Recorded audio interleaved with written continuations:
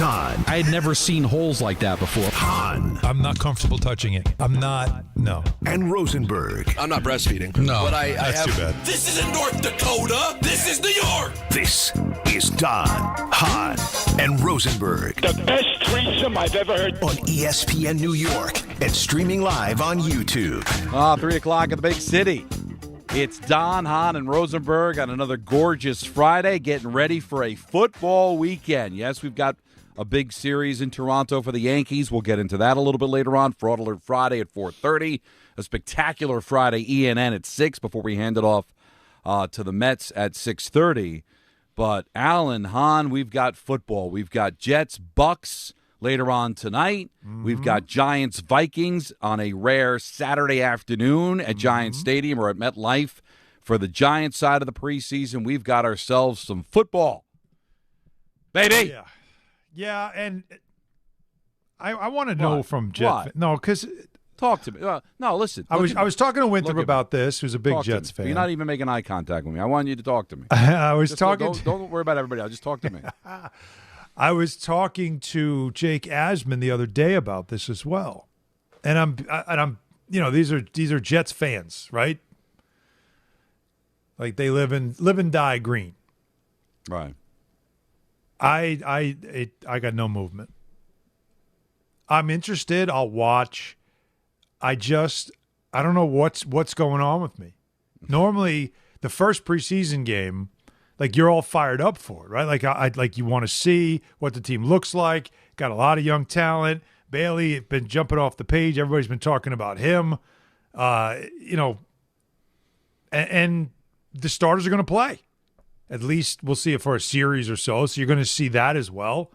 But I can't help it. Like I don't know what it is about the Jets right now that just keeps me saying I need to see it because this has happened before. You get into it. It's that old kind of routine you get into where the anticipation leads to excitement, and then the excitement leads to hope, and then hope gets trashed by week 2. Well, that's been the vicious cycle we've been in. So I need to know what it is tonight that I need to be watching that will give me that little glimmer in my eye of, yeah, I'm looking forward to this season because I'm really still waiting to see what it is about this Jets team led by Aaron Glenn that I'm supposed to believe things are going to finally change. I need to see something, tangible evidence, Don, that it is. And I know it's preseason, so you're going to have sloppy football. You're going to have 2s and 3s playing, 4s at some point. So you're not really going to get the most talent, the best stuff. But something tonight, Don, has got to jump off the screen and say, all right, it looks different. Well, I don't know. Am I wrong? One preseason game is going to do that. And I can't sit here and talk to you and tell you how to feel. This sounds very similar to last year. You're broken. You're a broken man. A lot of Jet fans are broken. I get it. And that you've Rodgers been around injury. the block a lot longer than Jake Asman's been. I know it's been a tough 15 years, but you're not just talking the last 15. No. You're talking about the last 50. Yeah. You've been down this road before. You know how this movie's going to end. Right.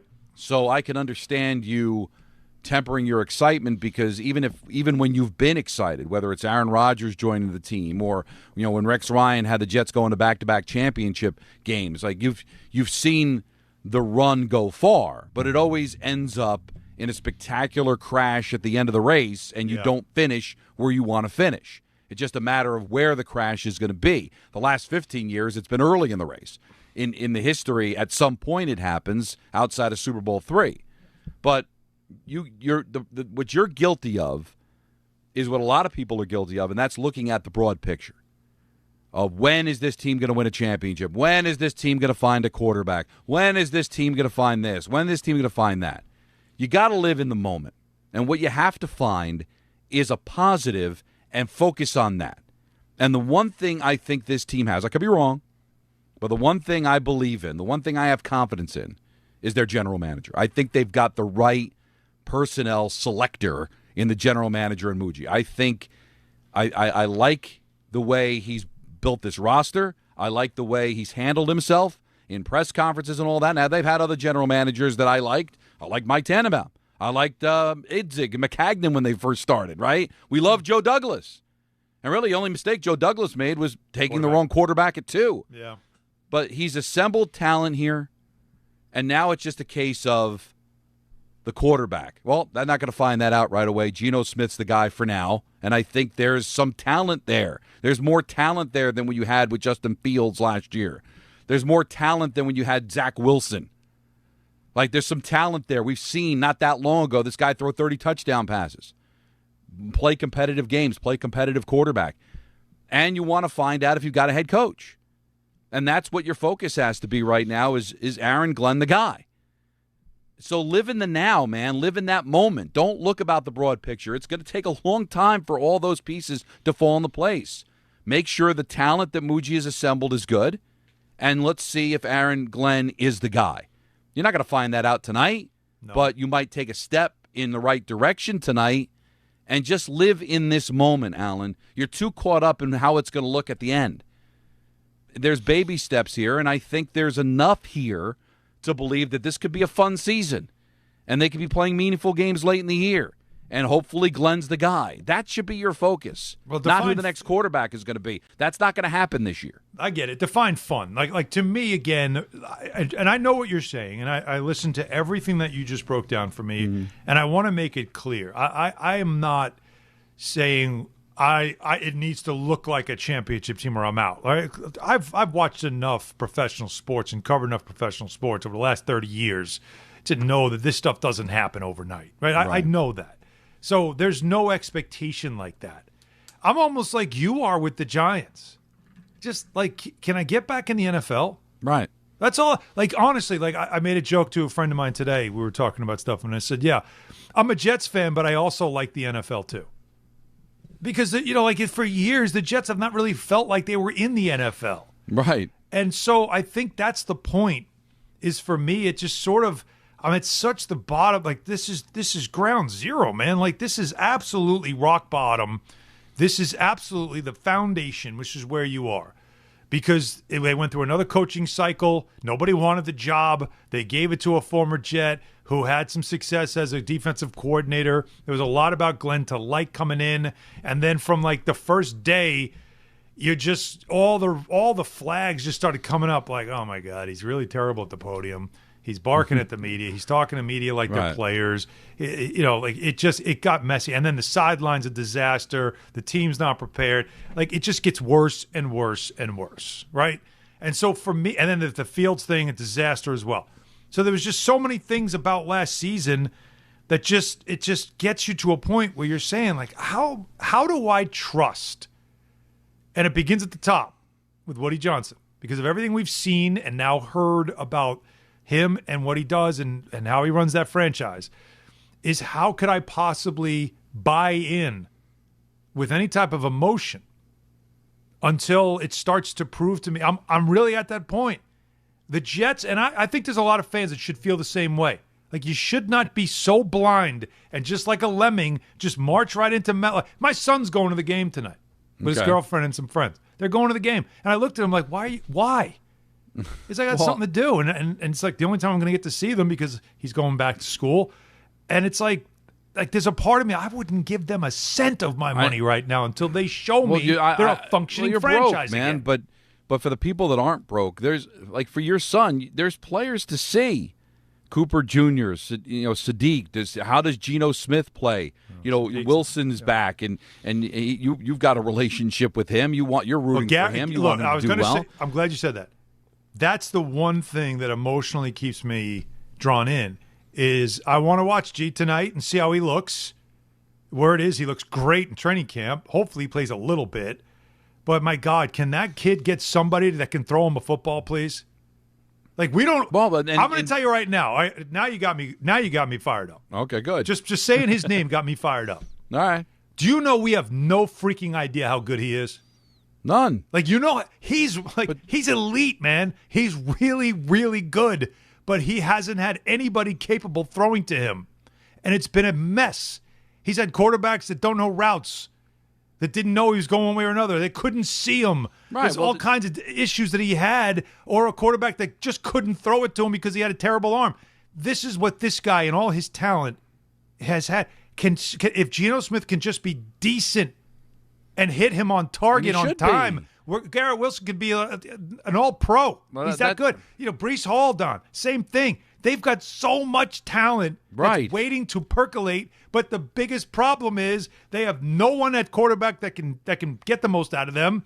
And for the most part, coaching here over the last X amount of years has been awful. Right, and we don't know about the coaching, although the assistants, I mean, Frank Reich is a really good coach. I'm looking forward to seeing him run this offense. I wouldn't be excited if he was my head coach, but as my offensive coordinator, working with quarterbacks, if there's anybody out there that can maybe get the best out of Geno Smith. Listen, I'm not going to talk Geno Smith up to be the end-all, be-all. Right. But when we're talking about ground zero for quarterbacks, he'll be the best quarterback that Wilson has ever had throwing him the football if he makes it to the regular season because Aaron Rodgers never did. Okay, 4 plays in. But obviously, if Geno Smith plays 17 games, that's gonna be the best quarterback he's had in the NFL. It's gonna be the best quarterback that the Jets have had since going back to Fitzpatrick, which is a decade ago. Okay. And again, I'm not talking up Geno Smith, but the bar is so low, he's going to exceed it. And if he plays anywhere near how he played in Seattle, they're going to get good enough quarterback play with this talent to score some points. Bart Scott said that they could be a top 10 offense. I think if Geno Smith clicks, that's possible. And we'll see what happens with the defense, and we'll see if Aaron Glenn's the guy. That's all going to develop itself during the course of the regular season. But for your son or anybody going to the game tonight or popping it on, don't you intrigued to see Bailey play? Yes. Very in much. The preseason? We've heard so many great things about him from the second he was drafted. He's had an amazing camp. He's wreaked havoc against the Buccaneers in these scrimmages. He caused a fight. Well, but that's what you want to see, man. That's what the preseason is about. Nobody could stop him. So they got so mad they just started fighting him. In years past, there was nobody to look at. There's players. Now, we'll see if it all comes together and is a coherent organization moving forward. We're not going to find that out until we get into the regular season. But for tonight, there's enough talent on the field. I don't know how long they're going to play, but that first quarter, you'll probably see them for at least one series. Yeah. And just to see all this in uniform. And so, again, I can't tell you how to feel, and I understand. I'm not a Jet fan, but 16 years I did the pre and post. I've been on this air for 25 years, 30 years in sports radio. I've watched pretty much every Jet game that's been played, outside of the ones that have been right up against the Giants. And even then, I'm flipping back and forth, okay? So I know this fan base. I know this team. I think there's enough talent here to get excited about it, and we'll see. You're not going to find out today if you got a quarterback. You're not going to find out today if you have a head coach. That will reveal itself as the season goes on. But, dude, there's enough talent out there for at least the beginning of that game to kind of get excited on how it looks in an actual game. It might not be for real, but in the preseason with fans in the building, on the field in which they're going to be playing their home games, I think there's enough there to sink your teeth into. I do. And you should get a little fired up about it. Well, you outlined something on your resume is 16 years of watching this team. And I got to be honest, you have seen them at the pinnacle of their success in this century, and really, if you think about it, since 1968. Right. Like you saw that, and you've seen the god-awful worst. It's really amazing the contrast of Jets that you've seen. So when you see it, when it looks right, what happens? Like what? Because it feels with the Jets' history, always feels like something's going to go wrong, right? And again, I know that they lost in the conference championship games, and something went wrong in both. Not having Chris Jenkins healthy was a major part of that, and why their defense couldn't stop the run. But honestly, the fact that they got that far in back-to-back seasons, like that's significant success. What was going right, and when did you know? Well, you knew, and again, the bar is low, but whenever the Jets have had just competent quarterback play, and that was Mark they've Sanchez. Been good. Honestly, I mean, Mark Sanchez took you, not by himself, but was the quarterback of back-to-back championship games. He gave you competent quarterback play. He didn't make mistakes. Yeah. He was able to get the ball to the weapons that they had. So he had some weapons. They could run the ball, fantastic offensive line, Don't make a mistake, kid. And for those 2 years, he didn't, and he won games on the road. Competent quarterback play, and they played him back-to-back championship games. Chad Pennington, competent quarterback Division play, winner. Yep. going to and you had Herman Edwards, and they were going to the playoffs, Yep. right? Okay. Brett Favre, competent quarterback play. Until he got They were hurt, but 8-2 or 8-3, whatever it was, 8-4. before he Yep. got hurt. When you look at this Jets history, competent quarterback play Right has gotten them because they've had talent. So can Geno Smith give you competent quarterback play? See, I believe he all right, can. And is exactly why I asked you this question, because I knew you'd answer it just like that. Mm-hmm. And that's the thing you said is it's competent play. You have weapons, use them, let them do the work. What else did they have? They had a elite defense, right? Yeah. Great elite offensive line, right? Yeah. Could you say the same thing about this Jet team? Weapons, elite offensive line, elite talent on defense. No, Yes? I don't know if it's an elite defense, but there is talent on that defense. There's some so we'll talent see. there. Okay. Yes. All right. But the one thing that now is the X factor that does make me cringe is the one thing Geno, with, again, 2 4,000-yard passing seasons in Seattle, is that he does turn the ball over. And sometimes, despite himself and his own team, it could be maddening. And if you're relying on that, that worries me.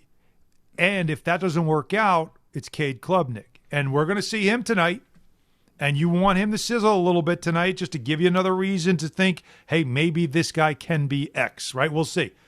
But that I think is the part that does concern me the most is I think the Jets have always had something that you felt like remember with Saleh, they had these great defenses and they just couldn't score? Yeah. They just didn't get the quarterback play. That's what I'm saying is they never get it. That's why, Don, that's what it is for me. This has now become my annual just campaign for can we please find a point guard. That was my thing for you. Anybody following the Knicks knows I would pound that on the table every year. Who's going to emerge? Who could it be? Somebody. They got to get somebody that nothing gets unlocked until you get that guy. And so I guess that's where I am right now. I feel like it's just Groundhog Day. Yeah, there's a lot of talent. Yeah, there's possibilities. But the quarterback position is the thing that is going to take the whole thing down if they can't get, like you said, just competent, capable play that is not going to turn the ball over. And that, of all the things that are positive about Geno, that is the biggest issue that he has when he's not good, is turnovers. All right, and there shouldn't be any reason to panic. This line is better than it was in Vegas last year. And if they can just convince him, and that's where Frank Reich comes in, don't be a hero. Geno, don't be a hero. Don't make a fool with your life, right? Just go out there and just play. And we've got a good ground game. We got a good offensive line. Don't be a hero, make mistakes, and turn the ball over. And hopefully he'll do that. Hopefully he'll learn. He had to be a hero in Vegas because they weren't any good, and he chucked the ball away to try to save his life. He was making business decisions last year. That is true. And now he doesn't have to. You wouldn't think. If this line is built up the way we think it is, and with some of the weapons that they have, he shouldn't have to make business decisions the way that he had to make in Vegas, the way Russell Wilson had to make with the Giants last year, that blew up drives because he just didn't want to get hit, didn't want to get hurt. Mm-hmm. And that's where the coaching comes in, and I think it's there. Again, Geno Smith's not great. He's not built to be great. He wasn't drafted to be great. He was taken in the second round, right? Right, yeah. But we're just talking about competent quarterback play. He can do that. And if for some reason he gives you a little bit more than that, then I think some things can really click here. Again, I don't expect them to be a top 10 offense. Bart said maybe 8. That's if everything clicks because there is some talent there. There is. And they've got a competent offensive coordinator. There's some things that can really click. Now, it all has to click, but it's there. Can the quarterback play to that level? And I think he can. I do. I'm not expecting a lot, but I don't think you're going to need a lot. And then you'll get the answer down the road who is going to give you a lot and who is going to be a franchise and who's going to be special. But he's not on the roster right now, you wouldn't think. Can I tell you what there's a part of me that I'm rooting for? What's that? Starting tonight? What's that? I'm rooting for Klubnik to be good enough to just put some pressure on Geno. Well, that's good. And also again, is he going to be a savior and all that stuff? I'm not asking for any of that. Right. But I do want to have, because right now, when you think about it, you've got him, you've got the Bailey Zappi, and you've got what's his name, Cook, right? Yes. Brady Cook. If you got to have better options than that at quarterback. So if Klubnik can be what a lot of people are saying, boy, he looks confident, he's this, he's that. Okay, that's great. But if he can just give Frank Reich or even, Aaron Glenn a reason to think that if this ain't working, we're going to this guy. Or just to know if something happened to Geno, that you're not throwing the season away either. If he's got to play a game, I want him to push it. half. I want him to push. No, boy, make Geno better. Make Geno feel like, That's what I mean. what? That's He came what I mean. back as the prodigal son, as if he's been anointed the starter. Yeah. Get some pressure on him. But before we continue, tell me about Rings End. Yeah, well, I want to tell you about Rings End because here I am, my house, and I'm looking right at these gorgeous French doors that I got. My contractor, Michael Weldon, worked with Rings End to get the perfect doors for the project in my house. They are beautiful, beautiful French doors, Andersons, of course. And Rings End has all of those types of things. They have an extensive inventory of built-to-last high-end product lines that contractors like my guy Michael Weldon rely on. So they worked together. They did this project. It's great. And this is what you can do, too. Doors, windows, kitchens, anything at all that you need when it comes to a home project, something you want done. You bring a contractor in, and when he's talking about whatever it is you need, you say, we got to work with Rings End. Now, Rings End is a Northeast company. They're not a national brand, so they know the area very well. They've got deep roots. They work with local builders and communities, so they know what your home needs.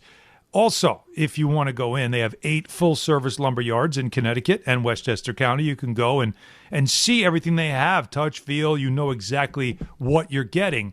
But, of course, they have. If you can't make it to any of their locations, 12 freestanding paint centers certainly as well, you can always just go to ringsend.com, like I did. Go to ringsend.com. Now we got a big show. Rich Cimini is going to join us next, get an update on everything that's happening later on tonight at MetLife between the Jets and the Bucs. At 4 o'clock, we'll get an update from Jordan Raanan as the Giants will start their preseason tomorrow afternoon against the Vikings. So rare the Giants at home in a preseason game in the afternoon. But with the NFL Network airing all these games, they've kind of tried to spread them around a lot. So they're playing at 1 o'clock. So we'll get an update on what's happening with the Giants in their first preseason game tomorrow.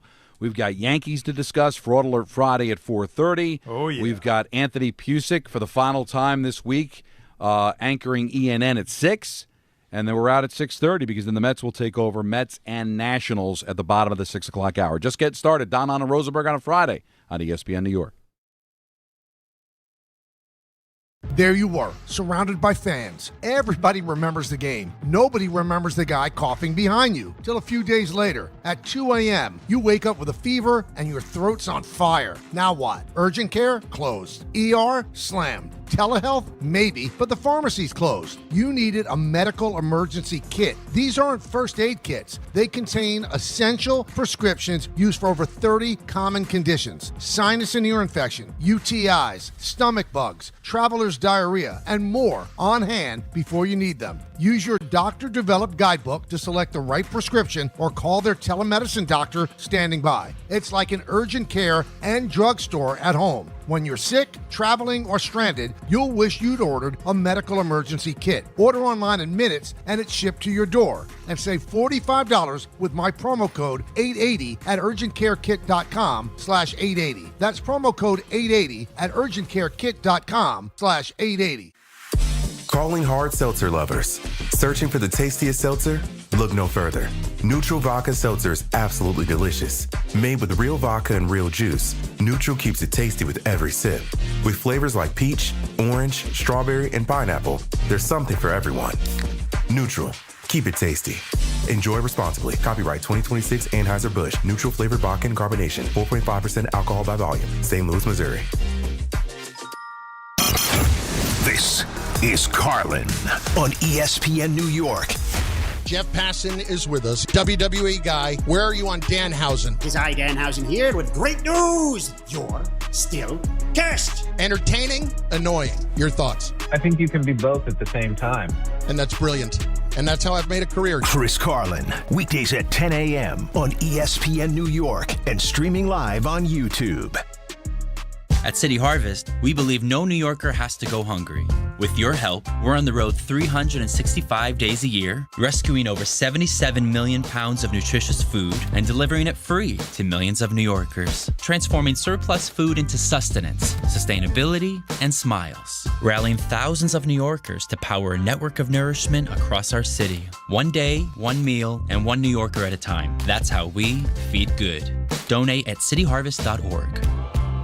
Long Island is more exciting than ever at Jake's 58 Casino Hotel. This August, don't miss the Big 5 spin-off and your chance to win your share of $55,550. Be here on Friday, August 7th and 28th from 3 to 7 p.m. when one lucky winner will be drawn every hour to select 4 balls from the lottery drum to win up to $5,555 cash. Don't miss the Big 5 spin-off where Long Island wins at Jake's 58 Casino Hotel. If gambling is a problem for you or someone you care about, please call the 24-hour toll-free helpline at 1-877-8-HOPE-NY or text HOPE-NY. Monkey Sports, built by players for players, is your one-stop shop for hockey, baseball, lacrosse, and more. Find top-name equipment and expert in-store services like sharpening, break-ins, and relacing. Shop in-store at Monkey Sports in Farmingdale or Woodbridge or online for all the top brands. Whatever your sports, Monkey Sports gets you game ready fast. Monkey Sports, where athletes shop. And now let's take a look at the traffic with Brandy Scott. Hey there, guys. Good afternoon and happy Friday. Already not a happy ride heading across the Hudson River. Inbound George. Still have some road work on the upper deck. Going to run you about 45 minutes using 80, 95, and 46. Lower level, about a 20 to 30-minute wait. All of your approaches to the outbound George already packed. Cross Bronx westbound, crawling from White Plains Road on through.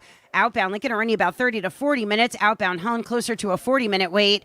Over in Nassau County, President Trump in Garden City visiting the Nassau County Police Department Center for Training and Intelligence. Meadowbrook, you've got no access in either direction to Charles Lindbergh Boulevard. This report is sponsored by RockAuto.com. A bent tire rod can quickly bring a drive to a halt. For the parts needed to get back on the road, visit RockAuto.com. Find a wide selection of quality parts at reliably low prices. I'm Brandy Scott on 880 ESPN New York. If Twisted Tea Hard Iced Tea was your best friend, it would be the kind of friend that starts an impromptu dance party in the supermarket aisle that turns into an all-day pool party rager at your place, and you don't even own a pool. Twisted Tea Hard Iced Tea turns any day into a legendary adventure. It's smooth and refreshing real iced tea with just the right kick of alcohol. Twisted Tea Hard Iced Tea. Keep it twisted. Twisted Tea Brewing Company, Cincinnati, Ohio. Please drink responsibly. My name is Whitney Allen, and I'm a widow. My husband, Ryan, died. We never thought we'd ever have to use life insurance, but the unexpected happened. With Ethos, signing up was fast and 100% online. You can get a quote in seconds, apply in minutes, and get same-day coverage. No medical exams, and you can get up to $3 million worth of coverage. I'm grateful we were prepared. Get your free quote at ethos.com/play. That's ethos.com/play. Paid spokesperson. Time spent on application may vary. Online health questions required.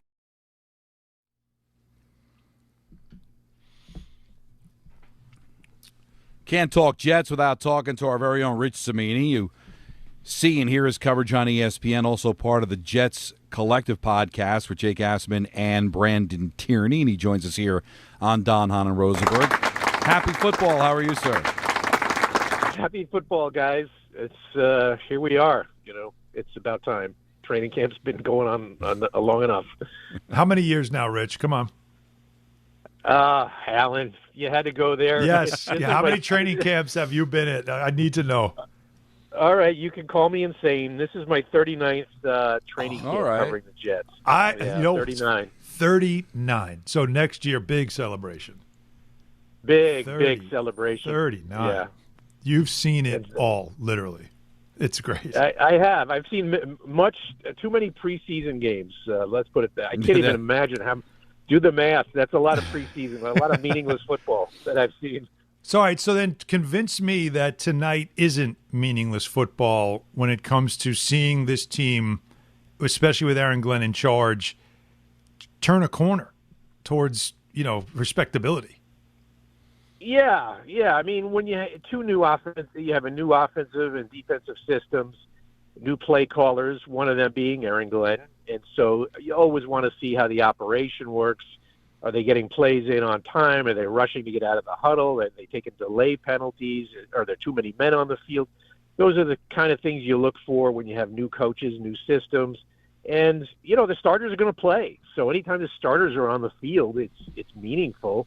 I don't think they'll be out there a lot. I would say a series or two. Glenn said he wants to get the starters about 25 to 30 reps for the entire preseason, which is about what it was last year.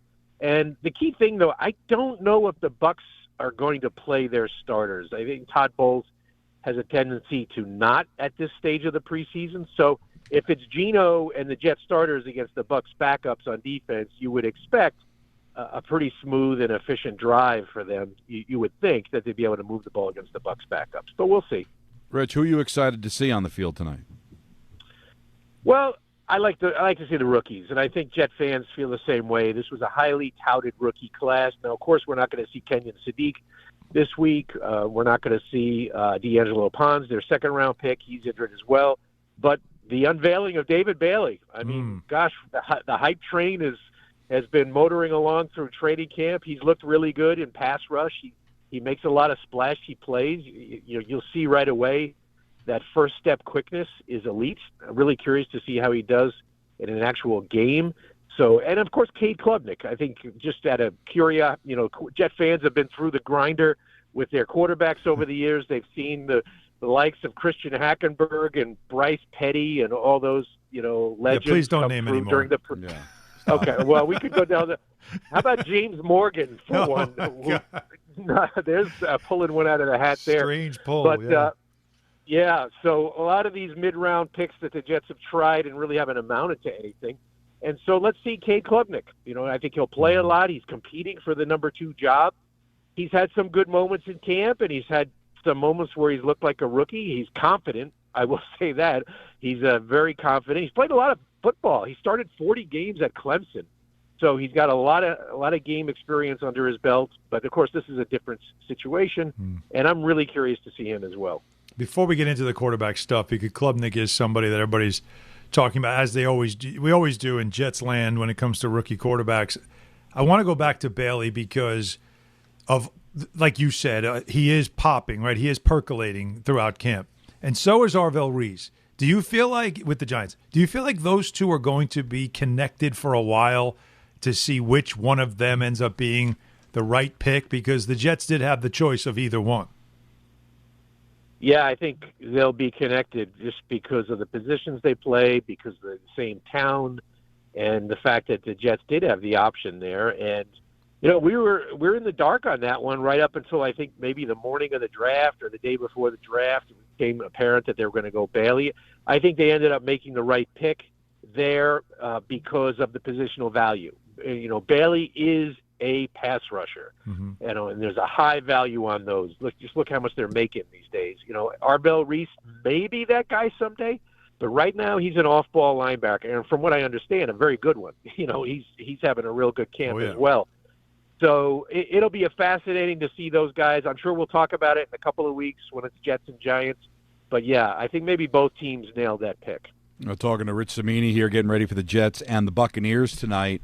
Alan asked me, because I'm a Jet veteran as well, 16 years doing the pre and post, and not as long as you, but I started covering the team not even half way as back long in as 2000. Listen, it's not 39 years, but definitely 25 plus years between everything that I did. And Alan asked me, when they've been good, what's been the common theme? And the common theme has been competent quarterback play. They've never had brilliant quarterback play in the time that we've been covering them, but when they've gotten competent quarterback play, the team's been good. Can Geno Smith give them that this year? Yeah, I'm a little skeptical on that. I mean, Geno, are they getting Seattle Geno or are they getting Las Vegas Geno? Right. I mean, that's the question. He was not good last year. I think we all know that. He led the league with 17 interceptions. I know his offensive line had some serious problems last year. I know the whole Chip Kelly thing blew up for the Raiders. That was dysfunctional. So I get it. It was a tough spot, but he still didn't play well. And if he could get back to the guy he was about 3 or 4 years ago in Seattle, I think the Jets would get competent quarterback play. He's been okay in training camp. I mean, he's had some really good days. The last couple of days against the Bucs and the joint practices were kind of uneven. A little sloppy 2-minute drill here, a couple of errant passes here and there. So it's been a little uneven the last few days. But the key with Geno is eliminate the negative plays. No quarterback in the league has had more sacks and more interceptions over the last 4 years than Geno Smith. Oof. So if he can get the ball out on time and avoid the sacks, I think the Jet offense could take a step this year. That stat, Rich, is exactly why Don and I were arguing at the start of the show, because I have that skepticism, like I had that concern about, look, there's serious talent on the offensive side. The offensive line, running back room, obviously, you Garrett Wilson. Like, there's a lot here to be excited about. And it all hinges on whether or not you get competent quarterback play. But the turnover aspect and the sack and interception thing that you just said, that's what can derail everything, which is what creates the frustration. We've seen this before with the Jets. We've seen them have elite defenses that the offense can't score and the elite defense isn't good enough. We have seen them have weapons and a quarterback play that just is not up to par, and the weapons get frustrated. So that's why, like, it does feel like for Aaron Glenn, who's really in a prove-it year, Geno Smith is the most critical piece and critical player in this franchise this year. Like, everything hinges on whether or not he's decent or any good or can limit all those things you said, and that feels really precarious when it comes to hope for this year being like a turnaround season, doesn't it? Yeah, it could go either way. I mean, he still throws a good ball. I mean, I will say that. You see, he's got a gunslinger mentality, So he, unlike Justin Fields, who is afraid to throw the ball downfield, Geno will push the ball downfield. He will take some chances. Of course, the receivers love that. They're like, put it up, I'll get it. Yep. But that's where some of the interceptions come. So he's got to find that balance where you want to give your guys a chance to make plays, but yet you can't just put the ball in harm's way on a regular basis. So it's up to Frank Reich to regulate that, to get him to play within himself. And if he can do that, I mean, like you said, competent quarterback play, which I think the Jets have the last time they had a good quarterback season was Ryan Fitzpatrick in 2015. Right.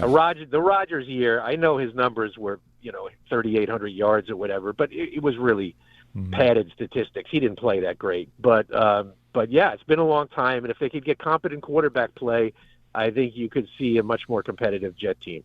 All right, Rich, we tried to get you on Tuesday, but you had other commitments, and we kind of talked about you, around you. But now that we have you on, why are you so down on the possibility, if he became available, of acquiring a Baker Mayfield? Oh, okay, right. So I did say that on last week's podcast. First of all, I don't think he'll become available. I don't think the Bucs are looking to get rid of him. There's a lot of posturing going on with the negotiations. Obviously, they don't want to pay his number right now, which I believe is about $50 million a year. I think there's about 11 or 12 quarterbacks in the league who make $50 million a year, and so Baker obviously feels he should be in that group. And if they didn't come to an agreement after the season, they would just franchise him, which of course sets up the possibility of the tag and trade, which is why you're asking me this question in the first place. And I just think that the Jets' plan, I don't think the Jets would do it. I think their plan all along under Darren Muji has been to draft the quarterback in the 27 draft. We all know it's a really good quarterback draft. If you bring on a quarterback at $50 or $55 million a year, I think it kind of disrupts your financial structure that you've been mapping out for a couple of years. He's 32 years old. He's had some injury issues. How many playoff games has he won? One, maybe, 2. I think, with Cleveland. 2. 2? Okay, 2. He's a good quarterback. Don't get me wrong, but the Jets have been down this road, and with the Rodgers and bringing in veteran guys over the years, trying that out, and it just never worked. And I think I wouldn't do it, but I think their plan is to go through the draft. The draft is such a crapshoot. It really is. And especially they've gone that route too, and they've failed. Yeah, but well, yeah, like honestly, where do you guys stand on it? Here's what I was going to tell you is because the draft is such a crapshoot, and also if you're in position to get one of the best available, whether it's obviously Manning's the biggest name, but Moore and you'd have to have a really bad year, which does not bode well for everybody. If they have a really bad year and they're picking top 3 again, I don't know if that's really the best thing. You have too much talent on this team to be that bad, right? They can't be that bad. Yeah. Well, I kind of buried the lead here. I should have said this at the outset. You have to see what the quarterback landscape looks like before you make a decision like that on Baker Mayfield. Now, if they're picking, say, 15th, that's their highest pick out of the 3, and you're trying to see what it takes to – and there's no way you can trade up into the top 5 to get one of those top guys, then you got to do something, right? You just can't stand. Well, that's the other part of it, Rich.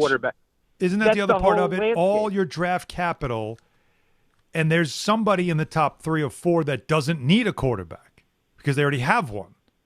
And so, do you engage with them and just put all your chips in the table to move up to get that high-end quarterback? Yeah, I think, Rich, what Alan and I are saying is that in a perfect world, you get somebody in this draft and finally get the franchise quarterback and all that. And you don't have to pay him forever, and that's always the plan. Yeah. That's every team's plan.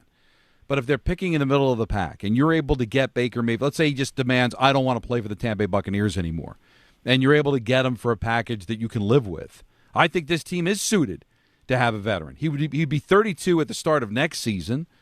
And if they're a win-now team, but let's face it, Rich, if they had Baker Mayfield as their quarterback today, I think they'd make the playoffs. Oh, yeah. And I do think they need to get back on the rails. That's why when you bring up even Testaverde and Fitzpatrick, they weren't 32. I mean, that's why Favre and Rodgers, they were late in their 30s. It was a kind of a Hail Mary. Let's try to get some magic in 1 year. I think this guy can play for you for 3, 4, 5 years and be something special. If there's no other options.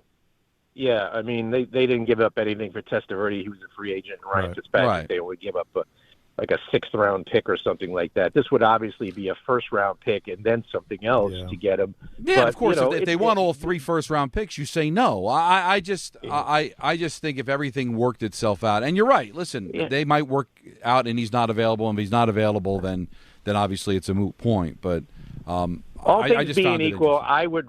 It's an interesting talking point. All things being equal, I'd rather draft a guy in the top 5 and develop him and, trust my scouts that we're getting the right guy, trust my infrastructure that he'll be able to be developed, unlike a Sam Darnold or a Zach Wilson. But if you're telling me the variable is we don't know which quarterbacks are going to be in the draft, and the other variable is we don't know where the Jets will be drafting. So if they have no chance of getting a top quarterback and they're just stuck in no man's land at 15th in the first round, and the best available option is to give up a 1 and a 3 for Baker Mayfield, then I'll do that, because you can't go through another year of quarterback purgatory. You got to do something. No, but I just think they'll be able to get themselves in position, to get one of those top guys. It's a fun topic, and we'll be talking about it all season. It's going to be all season and into the off season as well. Rich, enjoy tonight, and we'll talk to you down the road. All right, guys. Always fun. Take care. All right. That's Rich Cimini, covers the Jets for us. You can also listen to him with Brandon Tierney and Jake Aspin on the Jets Collective. Your calls at 1-800-919-3776. Jordan Raanan will join us at 4 to get the Giants' perspective. Fraud Alert Friday at 4:30. ENN at 6. Mets at 6:30. Don Hahn and Rosenberg, ESPN New York. This is the Michael K. Show. Talking with Alex Rodriguez, what you've seen of Lombard, what do you think? It's amazing when you have a plus defender at short, how it makes your entire team better defensively. Lombard can do for the Yankees defensively and for those great pitchers what Aaron Judge does for the offense. That's how good Lombard can be. The Michael K. Show, weekdays at 1 on ESPN New York and streaming live on YouTube. Presented by the Parisman Firm. When care matters most, experience matters more. The Allure Group is redefining rehabilitation and long-term care across New York with 6 convenient locations. Their expert clinicians create personalized care plans to help you recover, rebuild, and get back to what matters most. From short-term rehab to long-term care, Allure is committed to comfort, dignity, and results. To learn more, visit allurecare.com. The Allure Group, where care meets compassion. Orgavadazona? Is that a word? In the 2026 Kia Sportage Turbo Hybrid, it might as well be, because it can be one road trip. It's all about turbocharged power and hybrid efficiency working together, so you get the thrill of quick acceleration and the satisfaction of fuel efficiency. Book a test drive and keep the adventure going. Kia, movement that inspires. Call 800-3334-KIA for details. Always drive safely. Miller time. People think it just happens, but that's not true. You know what you gotta do? You gotta go say hello with some beers. Make the plans. Forget the couch. Go to that thing. Play the game. See them in person. Talk to that stranger. Live a little. Small acts of rebellion that bring us together. Because legendary moments start with a light. It's Miller time. Celebrate responsibly. 2026 Miller Brewing Company, Milwaukee, Wisconsin.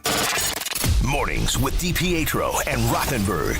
Buster only joins us. Who is a team in the American League right now that should scare Yankees fans a little bit? All of them. There's so much parity in the American League, it's kind of crazy. So if you told me that the Yankees reached the World Series, I wouldn't be shocked. And if you told me they got knocked out in the first round, that wouldn't shock me either. I don't think they have any idea what they're going to get out of Judge and Stan the rest of the year. Like none. DiPietro and Rothenberg, morning 6 to 10 on ESPN New York and streaming live on YouTube.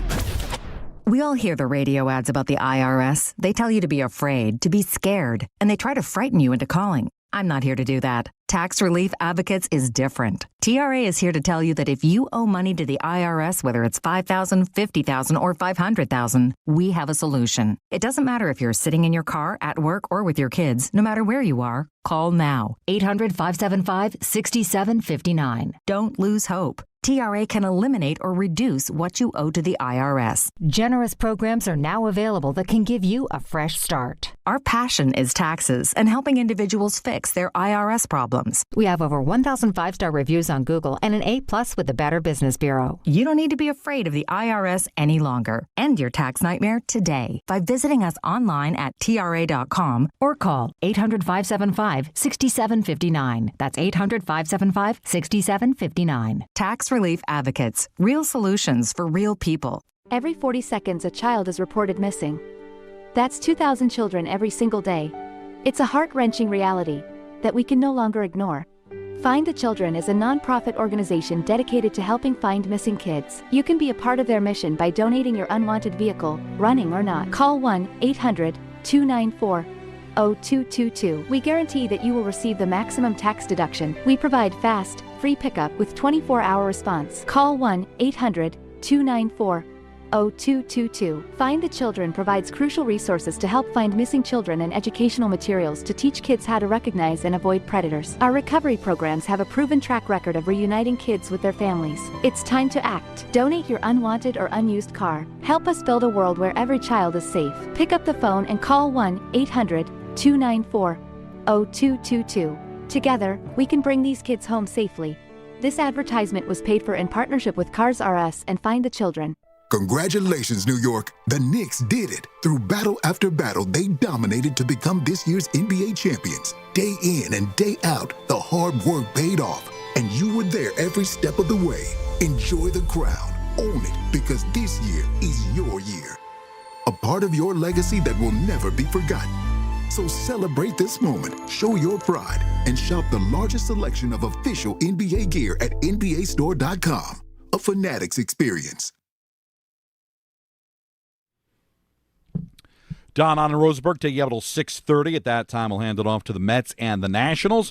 Jordan Raanan joining us at the top of the hour to talk Giants. But right now, let's get some calls on the Jets at 1-800-919-3776. And let's talk to Bobby in Belmore. Get us started here on Don on and Rosenberg. What's up, man? Bobby! So I say, hey, how are you guys? Good, I didn't want this to start off. I didn't want Aaron Glenn to begin with. I mean, this was a guy. In his last 2 playoff games, he blew a big. His defense blew a 24-10 lead that got destroyed in the second half. I know it was Campbell's idiotic fault for not going for the field goal, and go for a 4th down. And the Washington game, his last game he coached, he got destroyed by Jalen Daniels. But that's in the past. But last year, Alan, you said this could be an easy defense, but they had no interceptions. So. I mean, I know it was a different system, but he was part of the system last year. Come on, he was a defensive coach. You don't really tell me he didn't oversee that system last year where the players were unhappy for No, you got to remember. The buck stops with him. Yeah, that's why they had to fire people. Like I think that's the thing that he had to. Yeah, but first of all, Bobby, I'm with you. The jury's out. Like we don't know if he's a head coach. We have no idea. I don't think he knows. Okay, let me just say one more thing. Now, if the secondary, let's say they improve a little with the interceptions, which I doubt, they can't unless Bailey turns out to be LT. Gino, you heard from the reporter Cimini that this guy makes mistakes. Yep.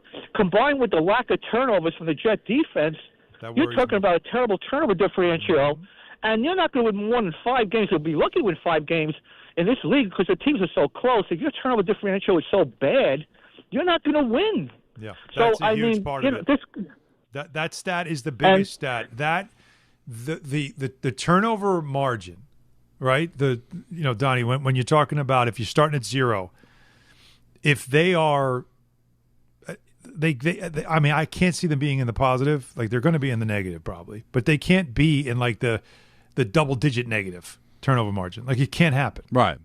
No, that'll kill them. Alan but and Gino I does turn it over. You can't defend Aaron Glenn. He did not do anything last year that gives you any confidence that he's the right choice as the head coach. Right. However, he is the head coach of the team. And you want this team to be good. You want this team to start moving forward. You're not going to win free agents. You're not going to be able to spend any of that money on players if you just continue to win 3, 4, 5 games a year.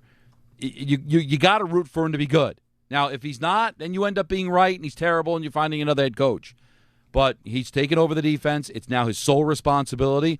Maybe that's money that Woody didn't want to spend, or maybe just Woody saying, hey, listen, you're supposed to be an expert on defense. Let's see it. Let's get some turnovers. But you got to root for him, man. You just can't, we're going to win 3 games and start all over. You got to root for him to be good. Now, I know people always want to be right, and the people that hated the hire want to end up being right at the end of the day. But do you know the hole you dig yourself in if Glenn's not the guy? Mm-hmm. So now you're looking for a quarterback and you're looking for a head coach. And who the hell's going to want this job that doesn't have a quarterback? Thank you, especially if you don't have a top 5 pick. Now, I know you were arguing with Jake off the air about this can be an attractive job if they've got a top 5 pick and can draft a special quarterback and have talent. I mean, that's wishful thinking. You're right. I was taking the opposite side, though. Jake Asman was really trying to make the case that this is an attractive team because of the talent it has on the roster and the fact that they might have a top 5 pick.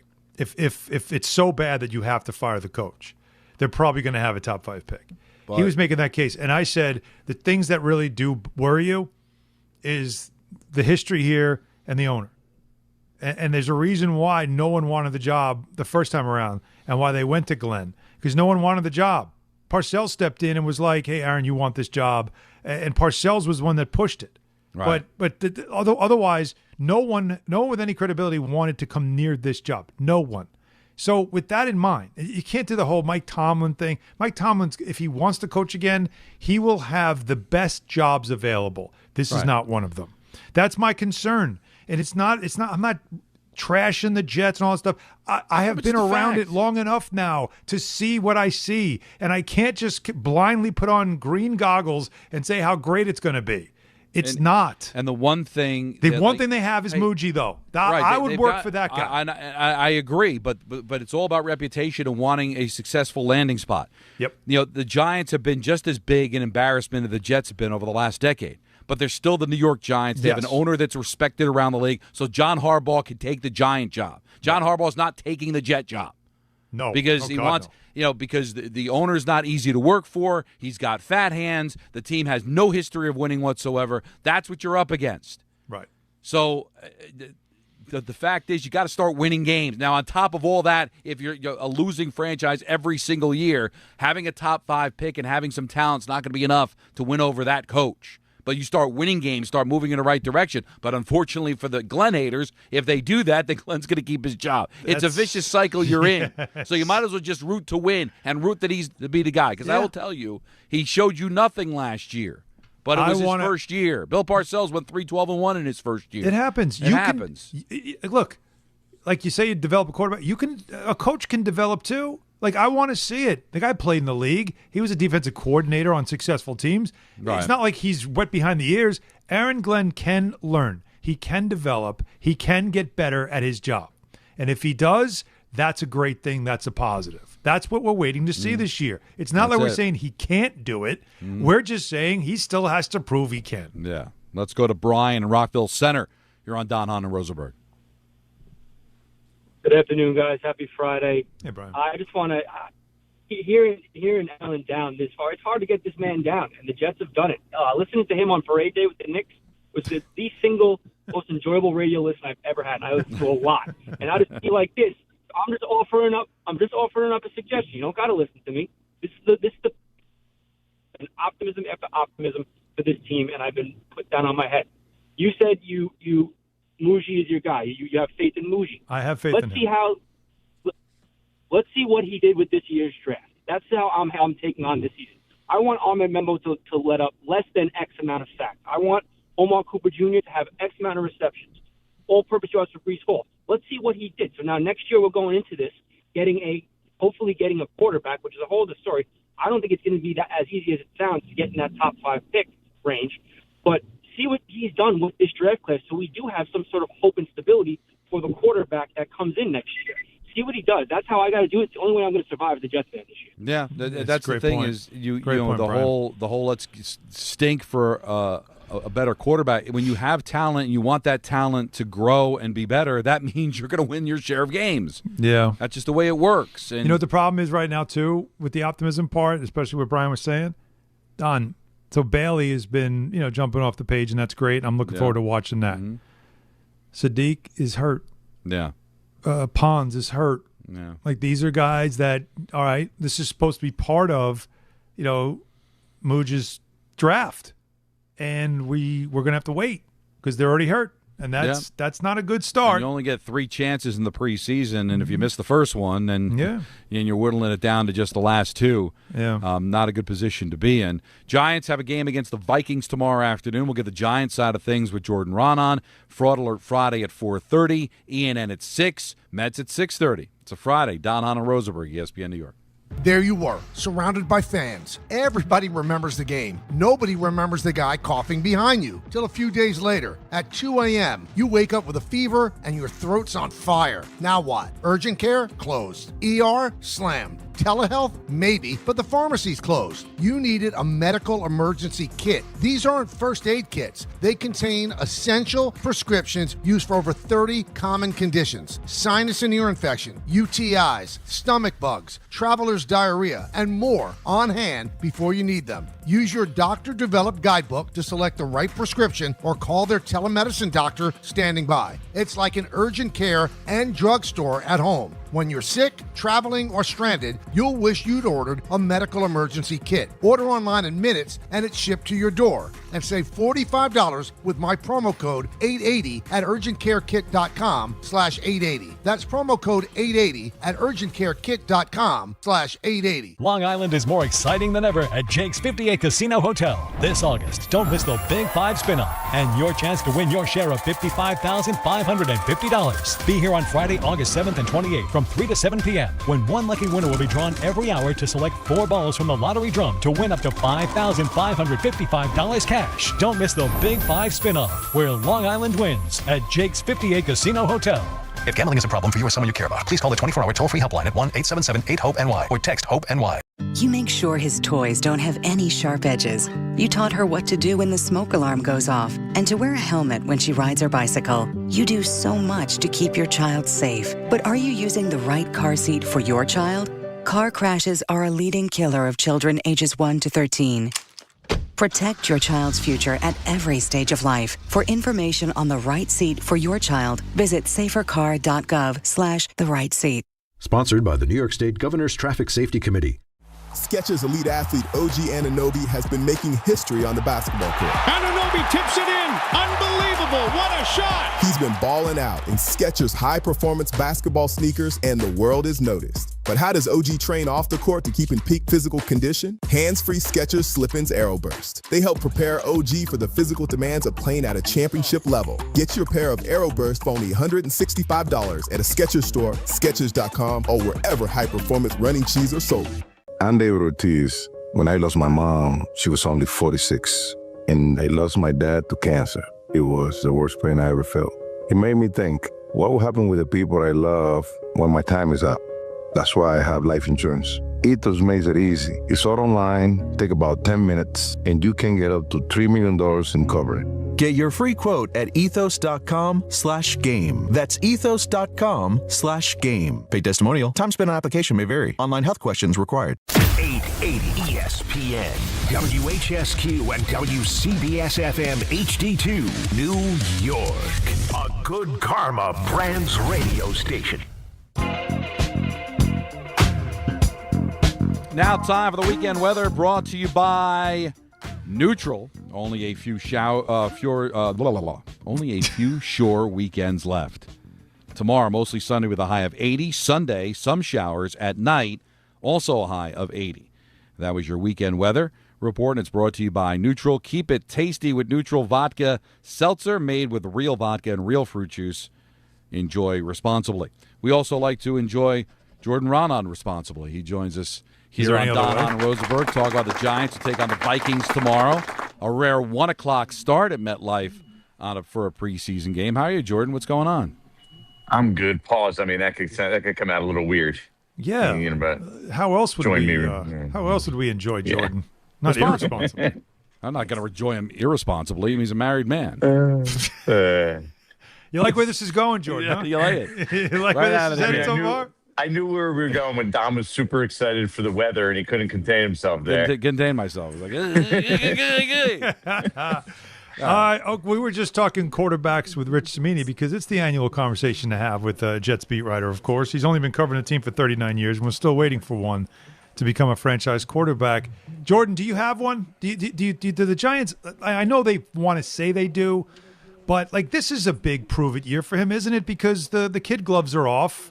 And I feel like if you're a fan of the team, while you're excited about the young quarterback last year, give him an opportunity to play, and he played well, this year is now, you got to win, kid. Yeah, but the Giants certainly think they do. I mean, John Harbaugh came here. He studied tape of all these quarterbacks, and he said, I think I can win with this guy. So he's certainly sold that he thinks that Jackson Dart could be that guy. Now, it's been a slow start to the summer. There's a lot of things working against Jackson Dart, right? He's learning a new offense again. It's really a combination of three offenses with Matt Nagy, Brian Callahan, who's the quarterback coach, and Greg Roman, who's basically Jim Harbaugh's guy, the run game guy. So they're merging all these offenses together. He doesn't have his number one receiver. His top skill is probably freelancing at practice, so he doesn't have that. And so it hasn't looked great this summer. But the reality is, in order for the Giants to get where they need to go and for this organization and the fans to believe it, he's going to need to show progress, right? And then specifically his ability to throw on time, anticipate throws, play in rhythm. Like, we know he can do the freelance plays, right? That's what he does best. But you can't just freelance in this league. We've seen it time and time again. You have to be able to play the quarterback position from the pocket better probably than he did last year in order for the Giants to be, or at least people outside the Giants organization, because I actually think they're sold, but for everyone that watches him to be fully sold that this is the guy that we can not only win with, but ultimately win championships with. You get asked about it all the time, so let's get out of the way. You think Neighbors will be ready against Dallas? I do. I mean, he was running routes and doing individual drills on day one of training camp. We are now 14 practices in. He's participated in 13 of 14 practices. To me, it's just they're ramping him up to be ready for week one. That's what's going on here. That's what we're in the midst of. He's probably going to get into some sort of live drills next week. And we're still like I don't even know what day today. I can't even remember what day it is at this point in the middle of the training camp. We're about a month away. Is it a month from today? Yesterday, even, I guess. Right? Yeah, I guess it's September 13th. So, we're less than a month. So you still have a month for him to get ready. If he's getting into live drills next week, barring a setback, I'd be shocked if Malik Neighbors didn't play at this point. So Terrion Arnold ends up signing somewhere else, but the Giants did at least think about it or at least entertain the idea, which tells you that secondary is probably the biggest concern of that defense, right? With how many guys they have that can get to a quarterback, they could be a really nasty, tough defense. But is the secondary, does that continue to be the primary concern for the Giants this season?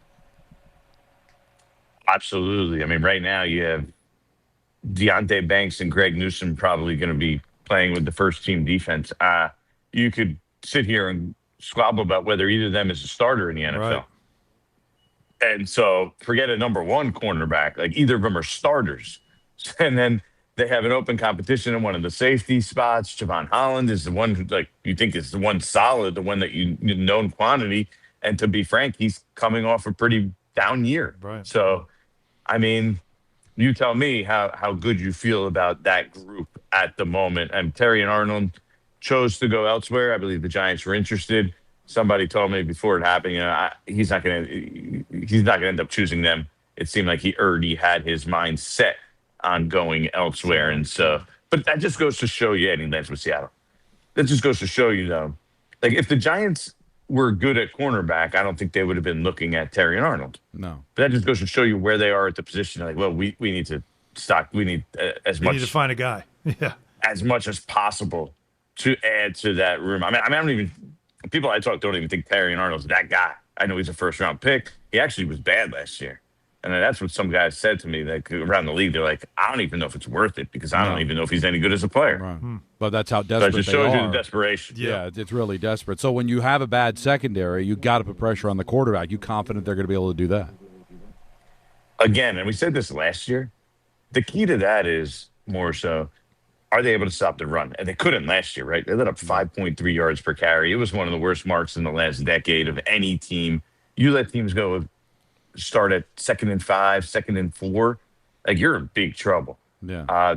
DJ Reader has looked really good in the middle of that defense, and they restocked the inside linebacker position. Like, that's where they're banking on it, them being significantly better. I'm talking about Arvell Reese, 5th overall pick, just a man on the field. You could see, like, there's talent oozing out of his body. He's just a physical freak. And then, Tremaine Edmonds, who's a steady veteran, who they're hoping gets back to his previous, Pro Bowl level type play. If they can get those guys to contribute and stop the run, that's when this defense could be good, because then you unleash the pass rushers. I think they'll be able to cover up the back end if they're able to, stop the run. If they're sitting there in 2nd and 5s all day, they'll play action that defense to death, and the secondary will look terrible. So their success, and we said the same thing going into last year, and then we couldn't ultimately see what the pass rush is, right? Because they were just so exposed against the run. The whole thing was a mess, and nobody could do anything. So, but they're good. I mean, Kayvon Thibodeau's a starter in this league. Abdul Carter's super talented. He's an all-pro Pro Bowl player. As long as he wants to be and does the right things, it's honestly on his shoulders. We saw last year, he ended up getting benched twice. If he does the right things, he is just oozing with talent, and Brian Burns is a really good player. Yeah. Now you mentioned Reese, and I mean, it's just amazing how every practice it seems like you guys were tweeting and writing about him and an impact that he had, whether it's against his own offensive line or offense, or against it's you love to see that with a high first-round draft pick. But I asked Rich this, so I'll ask you the same. Are you going to be watching to see if David Bailey turns into a stud for the Jets, and which one of these guys? Remember, they had the choice, and the Giants might have benefited from the choice they made. It all depends on where these two careers go. Is that something to watch? I think that's more of a Jet thing, don't you think? Because the Jets are the one with the choice. The Giants are like, well, this guy landed in our lap. But to your benefit, though, if you're the Giants, it's like, hey, this guy fell in our lap because the Jets made this decision. So, it could go down in history as, like, if he turns into an LT level player, Yeah, but it's still something to watch. If he turns into an LT level player, then that's like. Well, the way you Michael guys Jordan. are talking about him, I thought he was going to wear 56 this season. Then that's like the Michael Jordan draft, right? Oh, the Sam Bowie thing, yeah. It was Sam Bowie and even who was second? Was it Akeem? Akeem was one. That was a 1-2. So even Akeem, you're like, oh, well, it was a great pick, but you didn't end up with Michael Jordan. I mean, if he's LT, you'll say that about all top four guys. I mean, the Giants will take that for sure. I don't know. It's not something you really think of that much because it's just like, oh, this guy fell into the Giants' lap. And then when you look at him, and that's the beauty of it. I mean, if you guys just were standing there looking at this guy and you saw him go head-to-head and run full speed at Patrick Ricard, who's trying to block him and knock him back 5 yards, you're like, oh, okay, I see why this guy is the top talent. Like, he is just big, fast, and physical. Now, are other teams going to be able to exploit him and run play action left and right on him? Like, who knows? That's we'll have to see when we get in games. That's going to be the difficult part from him. But I think he's in a better spot because we were talking about this the other day. The fact that he's that inside linebacker, I think, is a gift for him because if he was as an edge rusher with the Jets, you'd be like, this guy's a really raw edge rusher, and he probably wouldn't be great this year as an edge rusher, and probably if he reached his potential would be a couple of years. Whereas the expectation's not there for him this year. Hey, you need to get 10 sacks or you didn't have a good year. Like Abdul Carter had 4 and a lot of pressures, and I get people all the time tell me I was disappointed with him. He had a very disappointing year. He wasn't good. So that's what he would be facing. So I think it was actually a fortunate break for Arvo to be put in this situation. We're talking to Jordan Raanan, getting ready for the Giants and the Vikings tomorrow afternoon over at MetLife. And it looks like maybe we might have a kicker this year? Yeah, I mean, usually, Don, we'd be sitting here going, I don't really like the idea here of their Giants have Dominic Zavada, who's an undrafted free agent this year out of Michigan, who he didn't even have a good year last year at Michigan. He was great the year before. And Ben Sauls, who has 8 kicks in his career. He was an undrafted guy last year. And usually we'd be like, seems like a recipe for failure, right? 2 young guys with almost no experience, right. Especially with the Giants kicking. How's that going to work out? But then you have John Harbaugh, who's like Mr. Special Teams and has done nothing but find kickers. If anything in his career, he has certainly found some good kickers, right? That has never been a problem for him. And you're just like, okay, we'll give him the benefit of the doubt. This is going to work out. And Dominic Zavada basically hasn't missed. I think 54 of 57 is what I have him charted on kicks this summer. I don't know. My math isn't great, but that's very high. No, that's good. And didn't somebody hit a 62-yarder in practice? He hit a 62-yarder, no problem, distance-wise. So he has a big leg. And you need that in MetLife because even when you practice at the Giants facility, it's open and super windy out there. And you could see some days in November, December where it's just the ball's just stopping. So you need a guy who could cut the ball through it. And he looks like that guy. Not that Ben Salson's had a bad summer, but I think you could at least hopefully have a kicker, Don, who you feel confident won't get injured on the opening kickoff, and then you're without a kicker the rest of the game. Or really kick the ground, or, all the things. It really is amazing what you saw last year, Jordan. Young way. Unbelievable. All right, so there's, the preseason open is, it is what it is. It's preseason, but there's always something to watch. I think most of these jobs, though, are set if there's something you're watching for. And I'm sure, I think John kind of hinted that he's going to play. He wants to play starters, but they'll limit it. What is one thing that you're like, if I'm watching this game on a Saturday afternoon in August, this is what I need to see? What would it be? We want to see what this offense looks like, right? I mean, I could sit here and tell you, cornerback and the safety position, who's going to play there. What about Odell and the wide receivers, right? But come on. We want to see what the offense looks like. We want to see what this new offense is going to look like. The Giants want to be bullies. What's Jackson Dart, even if it's for one series, going to look like? I mean, that's what everybody wants to see. And who's his receivers? Is he playing with Malachi Fields, the rookie 3rd-round pick? I think there's a good chance of that. People be like, okay, this is going to be one of their top receivers this year. Is it Darius Slayton, who people don't want to see? And where does Odell fit in, into this mix? Does he get any opportunities with Dart? Who gets those 10 snaps with Dart. I think that's very notable. Odell have a shot, though? Like you mentioned Odell. I'm sorry, Donnie, but you mentioned Odell. Like, is it legit chance to be on this roster, to be part of this thing? I think so. I think there is a legit chance. He's right on that bubble. I think even if he's not, I mean, there's ways to work around it these days, right? You could go on the practice squad and be elevated. So I think the Giants, he's shown that he's at that level. He's like that next receiver where they keep him around, whether it's on the end of the regular roster, 53, or the practice squad, or wherever they want to manipulate it. I think there's a good chance that he ends up sticking around him. He keeps saying unfinished business. That's the word you hear with Odell Beckham. And, you know, he doesn't want to go somewhere else if it doesn't work out here. Like, so I think he'd be willing to bend and make it work. And I think the Giants probably will be too. So yes, in some way, I think the likelihood is that he ends up on this roster. The first time since Tom Coughlin, the Giants bring in a head coach that has a pedigree. Are you sensing that pedigree being around him, the way the camp is run? Are you feeling the experience of John Harbaugh? Yeah, it just seems like a professional operation. I mean, it really does. I mean, they're running, you know, going over the finest minute. You know what they did at the end of practice yesterday? They practiced how they're going to come out and do pregame introductions. You know, okay. I believe in this. Go ahead. Tell and how they're going to do the warm-ups. Yep. You know, pregame. And it was like kind of like a walkthrough, but still, just shows you. And I know Brian Dable did something like that too.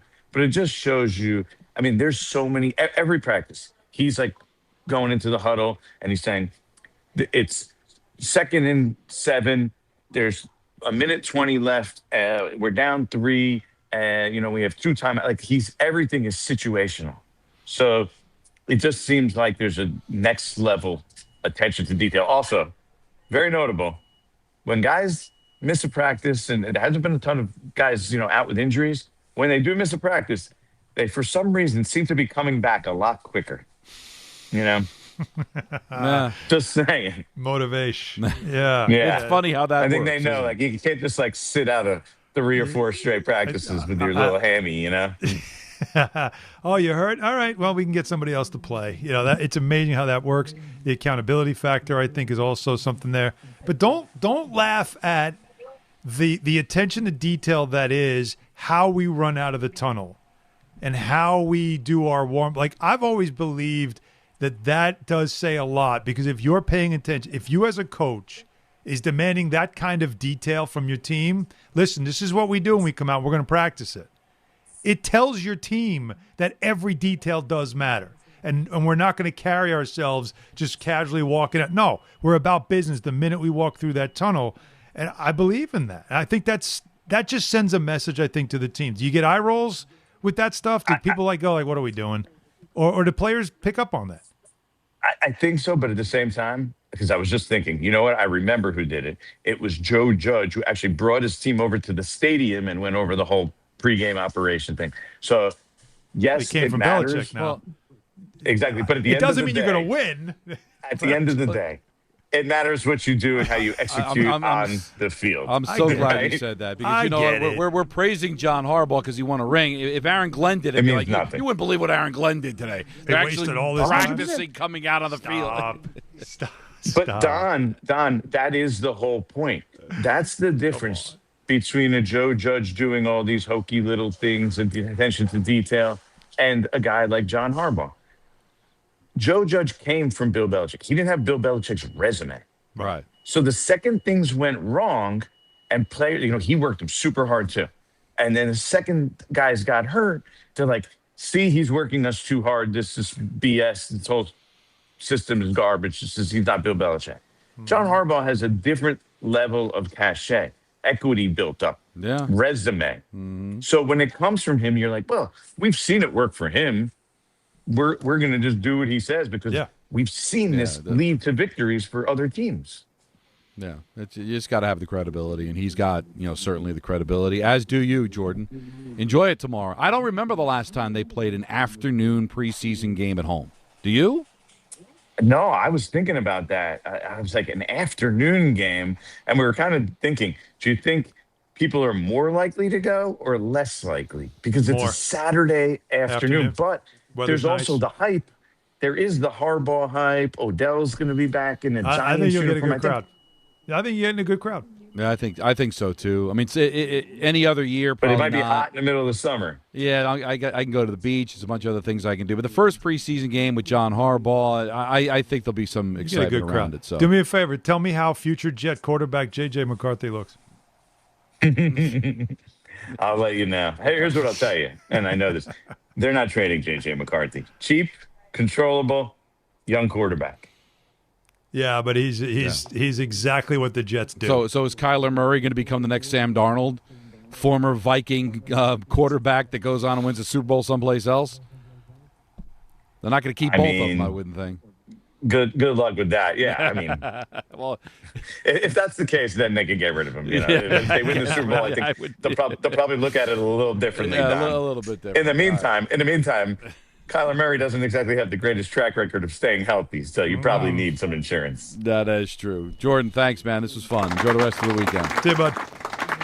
That's Jordan Raanan, covers the Giants for us. Giants at 1 o'clock tomorrow against the Vikings. Yeah, we have two of the best. We have two of the best on, honestly, they're when it comes to the coverage. And they're there every single day. Yep. They're, and it's so much fun to just see it all kind of come together and then bringing it together. So we wanted to make sure we had both of them on.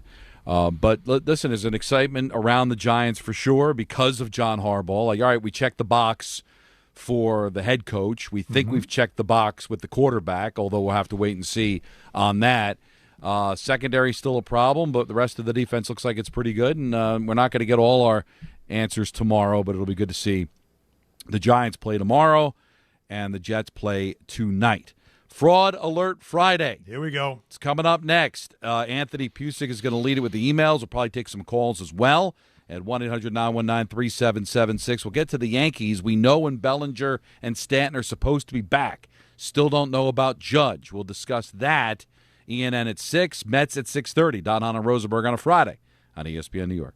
Prizes, flyaways, even cash money. You want it? We've got it. Find a list of all contests and official rules by visiting ESPNNewYorkContests.com. That's ESPNNewYorkContests.com. Hey, Yankees fans. Join us at Yankee Stadium on Friday, August 21st as the Yankees take on the Toronto Blue Jays. And don't miss Cody Bellinger Bobblehead Night, presented by T-Mobile. The first 18,000 guests through the gates will take home an exclusive Cody Bellinger bobblehead. Get here early, grab the giveaway, and cheer on the Bronx Bombers. Tickets are available now at Yankees.com/tickets. This is the Michael K. Show.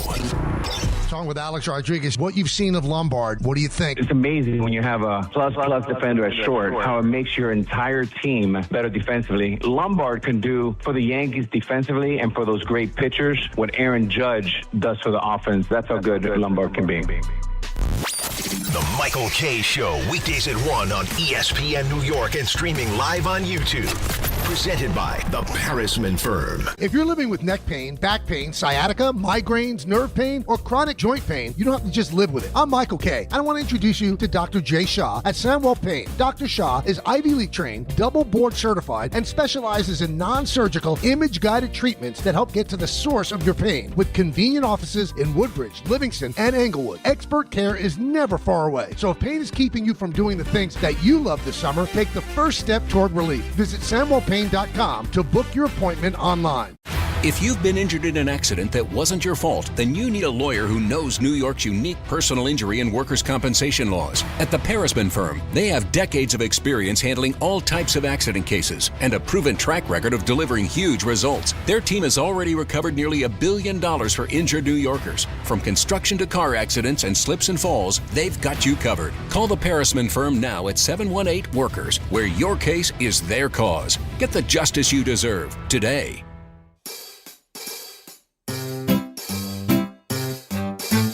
1-877 Cars for Kids.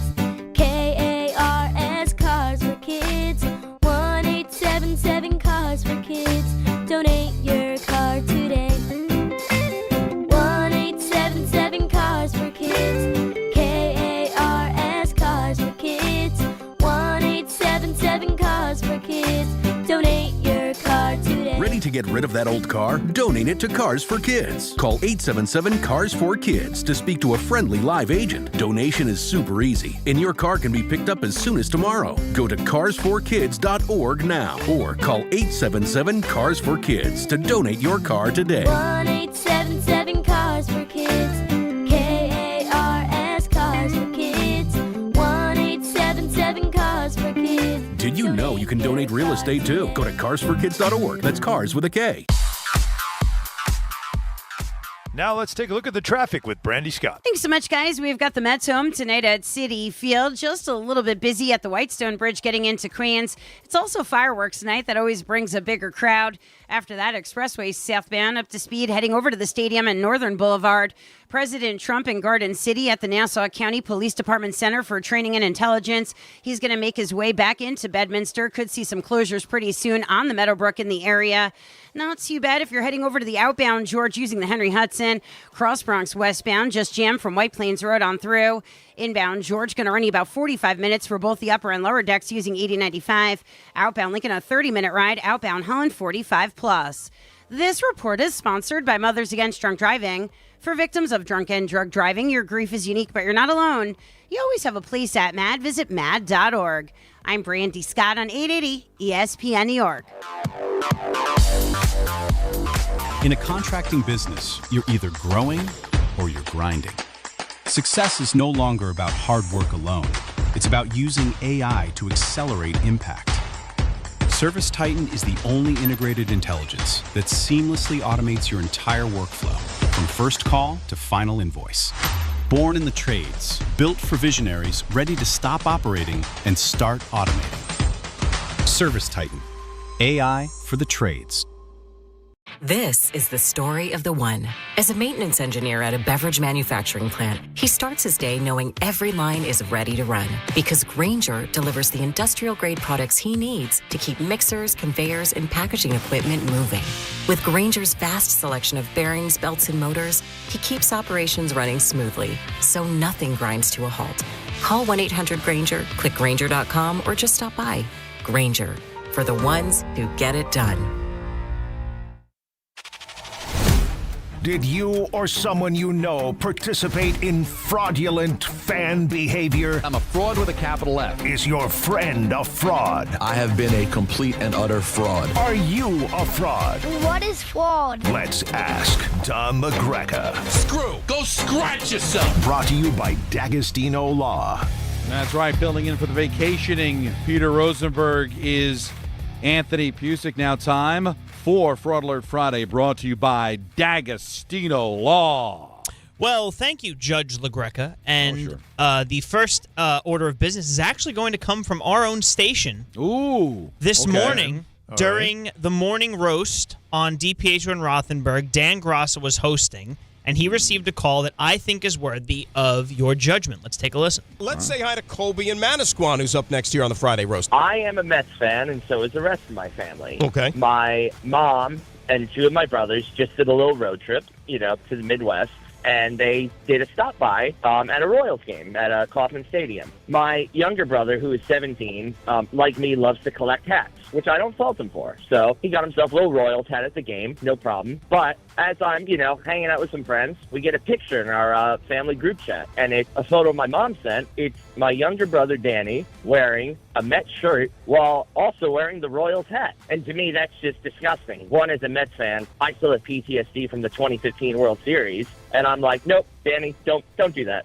Sorry, no problem. We'll cut to a few days later. They're at Busch Stadium in St. Louis, and he's wearing the exact same getup, a Mets shirt and a Royals hat. And I found that to be kind of disgusting as a Mets fan. So I wanted to roast my younger brother, even though I love him dearly. How old is your brother? He's 17. So that's the roast. Now the question is he a fraud? Wow, that is a really, really good one.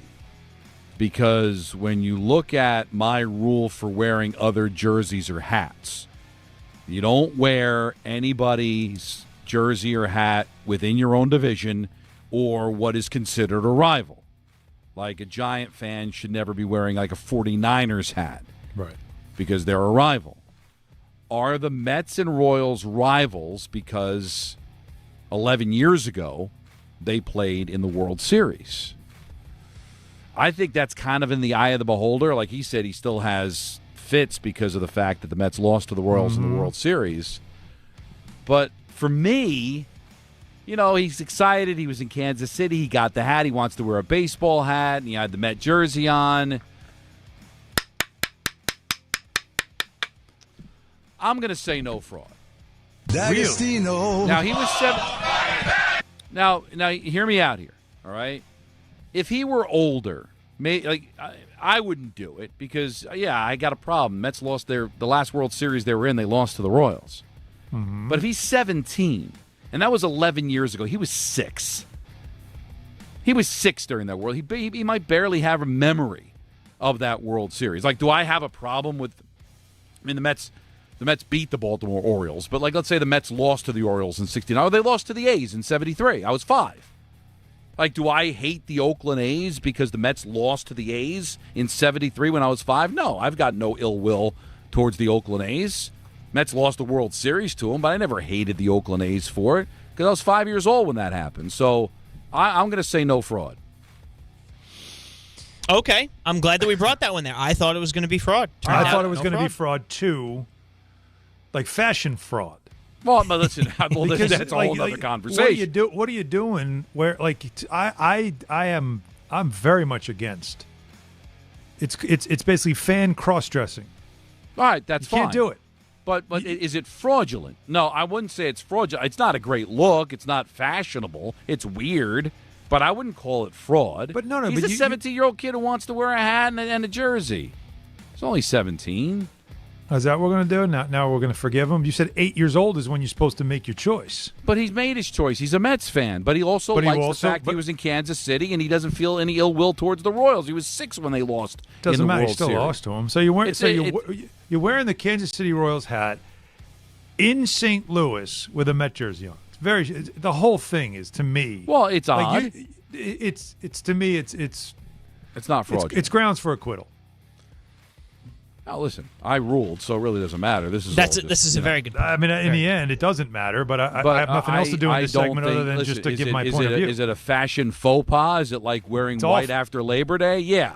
I don't know about that. But I think it's not. I don't think it's fraudulent. The gallery's letting you know that they don't like it, Don. I don't know what you do with that information. Well, nothing. I they ruled. don't care. All right. Well, how about this from Joshua? This is an email from Josh. DHR, our friend Tim, is from the Baltimore area, and as long as we've known him, he's talked up how big a Ravens fan he is. Okay. When they signed Joe Flacco to a long-term contract following their 2013 Super Bowl win, Tim fully renounced his Ravens fandom, and he disagreed with giving Flacco that much money. Okay. Living in New York at the time, he declared he was a Giants fan. He brought a Justin Pugh jersey, attended games, and loudly rooted for them. Once Lamar Jackson demonstrated his greatness in 2019, Tim rushed back to the Ravens again. He talks trash about the Giants now. He is now. There's more. But wait, there's more. Billy Mays says that's not all. He's moved to New England, started dating a Patriot season ticket holder, and now regularly attends games wearing the Patriot jersey. Judge LaGreca. Throw away the key. Joe and Josh. This guy should be tarred and feathered. Put him right in the town square. Oh my God, he should be ridiculed. Do I even have to say it? No, you don't. Just play it. I think it was just fun to do. It's just that's a clown fraud. You know what? That is clown fraud. There was zipper key in there. Oh yeah, but that was in the end. Yeah, well, listen. You know what that showed you too? That he was always for sale. He was never fully committed, and that young woman should probably be concerned that he's that easy. Oh, he's going to cheat on you. Oh, he's absolutely there's no question. Wow. Like if I were her, I'd hearing this background, and hopefully his friends let her know. Listen, just so you know, this is what he's about. If I were her, I'd be getting Run. shots right now. Yeah, run. Little penicillin. This is big now, and this has been. I thought you meant other shots, but okay, penicillin very important too in this case. This has been in my mind and many minds dodged since Don's return. So much so that we've gotten something I've never seen before. An anonymous email. Oh. That should be okay. All right, we never got Judge LaGreca's ruling on ESPN New York being an affiliate of the Buffalo Bills. After years of him saying Buffalo isn't a New York team, is it fraudulent for the station to air their games?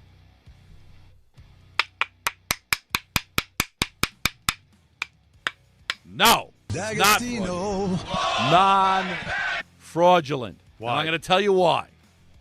First of all, the drop the mic moment with the Bills not being from the area was when they congratulated the Blue Jays going to the World Series. So they're not a local team. But one of the affiliates they signed up for were in Florida. They're looking to spread their wings out. So, hey, you have affiliates different places. Do you realize that the Jets had an affiliate in L.A.? ESPN New York, ESPN L.A. aired Jet games when Sanchez was the quarterback because he went to USC and his family wanted to hear the games, okay? The Jets have an affiliate in West Palm Beach, if I'm not mistaken. The Jets had an affiliate in West Virginia, so Chad Pennington's family could listen to the games when he was a quarterback for the Jets. The Bills are trying to plant their seed in different places, and having it in New York is the same reason they're having it in Florida, because they've got fans they feel like all over the country, and also we made a financial decision. And Don, which follows your logic when it comes to fraud and fans and moving on, the Jets left us. We didn't tell the Jets, back. You're out, we're going to the Bills. No, the Jets left us. But doesn't that leave you now? Like when a franchise moves out of the market, doesn't that open up the door for you to say, all right, well, I can move for another team now? And it was a financial decision for us. All the right. Giants are already had a place, and the Jets decided to go move on to another radio station. Right. But I got a lot of feedback from this because I was on vacation, the first vacation that I was on when that decision was made. How's Don going to think about this? Does that mean they're really a local team? No, it doesn't mean they're a local team because they also signed with an affiliate in Florida. They're not a local team, and I don't think it's fraudulent for us to be able to make some money. Yeah, they are so not this New does York not football acknowledge they're a New York team. It acknowledges they've got fans here. Yeah. And we've got, and we've decided to be able to make some money on their backs. So I got no problem with it. It's not fraudulent. It's good business. We do have a call, boys. Greg in South River. What's up, baby? Hey, what's up, fellas? How are we doing? Good.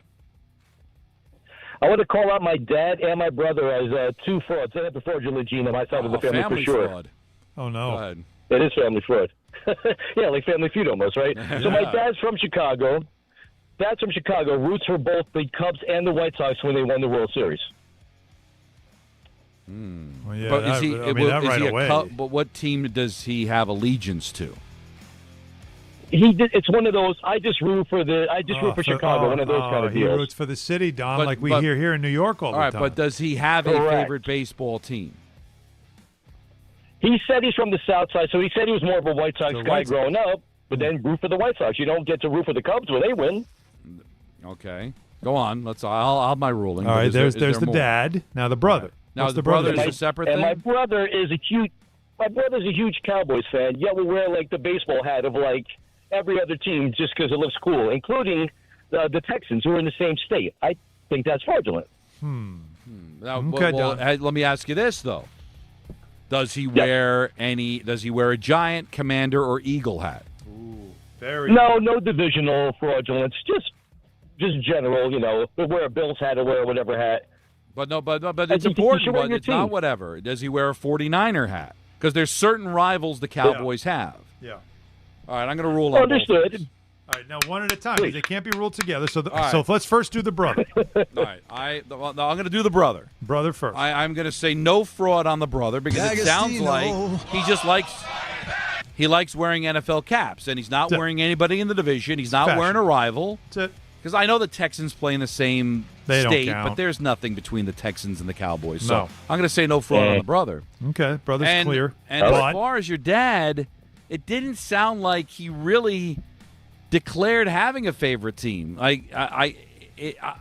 You say he's a White Sox fan, well, he's a South Side. He's from South Side. but it didn't. I'm not sensing that he declared. It sounds like his whole life he just rooted for both teams. If he had to choose between But the that'd two be because like- he's from the South Side, But don't you? he would but choose don't- the White Sox. All right, but Don, don't He you never call declared. But you I still call needed- people out for doing that, though. I think it's Correct. ridiculous.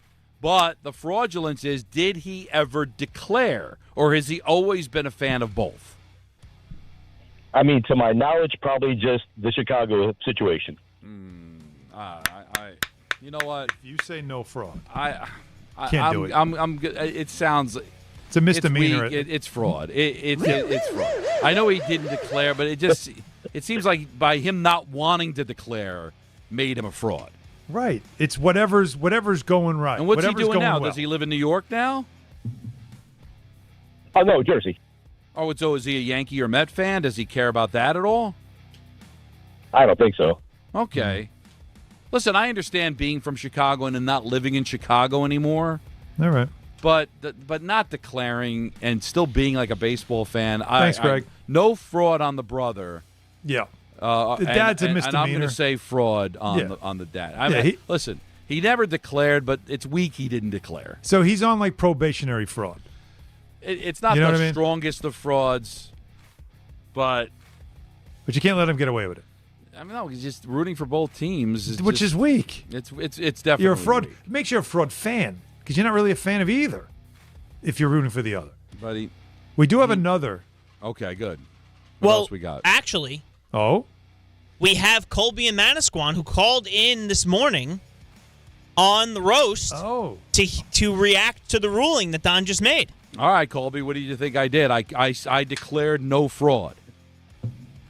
You did, and I want to agree with no fraud. Because my brother, 17-year-old brother, like you said, he was 6 when the Mets lost that World Series to the Royals. I was 17 at the time. We're losing you, unfortunately, but try to get a better line from Colby. But it sounds like, he was 17, so it's going to hit different. That was right in his wheelhouse. He hates the Royals for that loss in the World Series, but his little brother was 6, probably has no recollection of it whatsoever. He's in Kansas City, while in Kansas City, buy the hat, likes the hat, wears the hat. It's fashion fraud, but is it sports fraud? No. And it sounds like Colby, who was looking for a ruling, agrees. So I'm going to stand by my ruling. Let's close it out, boys, with Abe in the Jersey Shore. What's up, Abe? Hey, how's it going?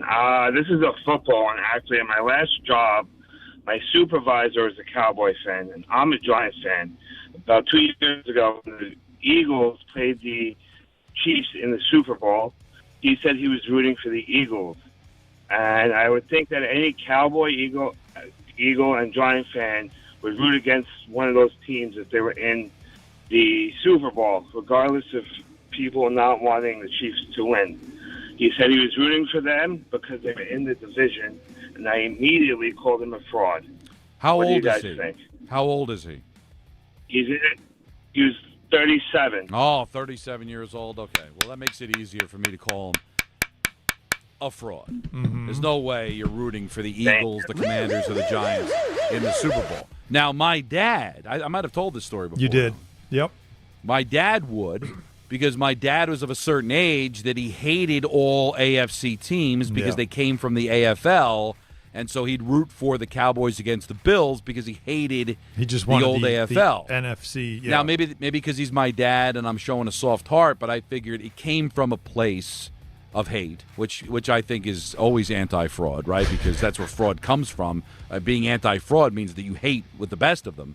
So I understood where he was coming from. I didn't root for the Cowboys because I wasn't of the age to have that kind of hatred, that vitriol for the old AFL was before my time. So if he had told me that his boss was 80, I'd say, you know what, I'm going to say no fraud.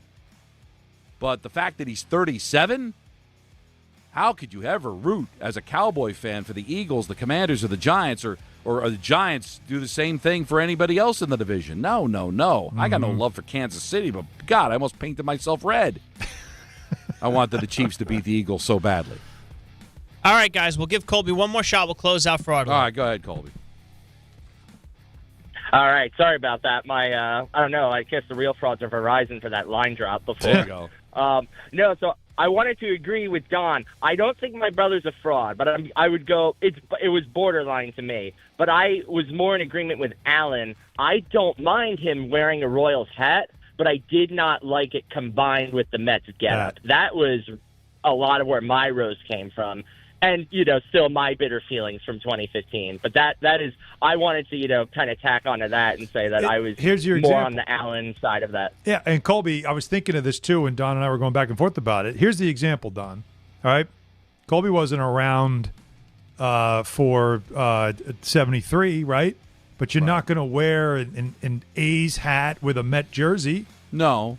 You're not doing that. No, listen, from a fashion standpoint. But hear me out It here. just doesn't make sense. Like, it's part of your franchise. You care about your franchise whether or not you were there to see it or but not. It sounds to me and so like, why would you do that? As ill-fated as it ended up being, as maybe he's just like, listen, I love my Royals hat. I love the fact that I bought that, but I still want everybody to know that I'm a Mets fan. I don't want people thinking I'm a Royals fan. It's a fashion faux pas, but maybe it comes from a place of he's such a diehard Met fan, even though it looked ugly and inappropriate, he still wanted to let the world know, hey, I still love the Mets. You telling me he doesn't have a Met hat he could have thrown on at the game? But he likes the Royal hat because he bought the Royal Wear it hat. somewhere else. Why do you got to wear it there? Listen, he's horny for the Royal hat, I guess. I don't know what to tell you. Yeah. Colby, thank you. No fraud. I'm going to stand by that.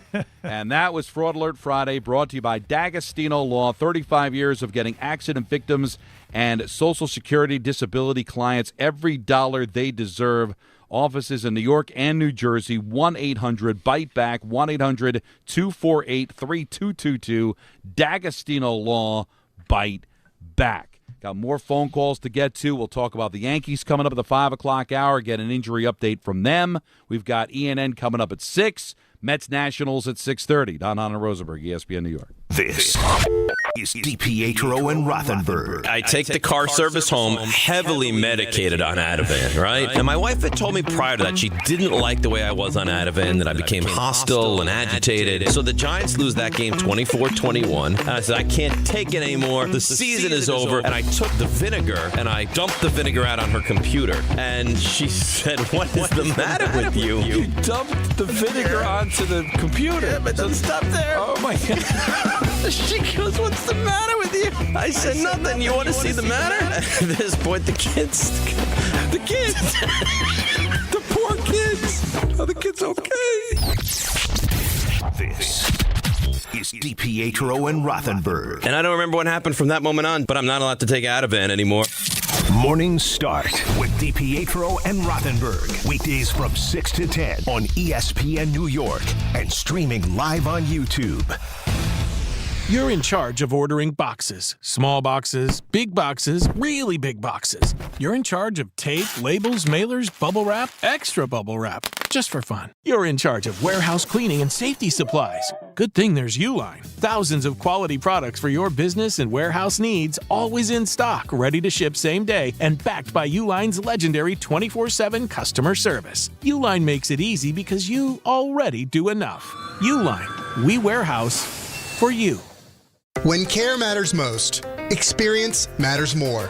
The Allure Group is redefining rehabilitation and long-term care across New York with 6 convenient locations. Their expert clinicians create personalized care plans to help you recover, rebuild, and get back to what matters most. From short-term rehab to long-term care, Allure is committed to comfort, dignity, and results. To learn more, visit allurecare.com. The Allure Group, where care meets compassion.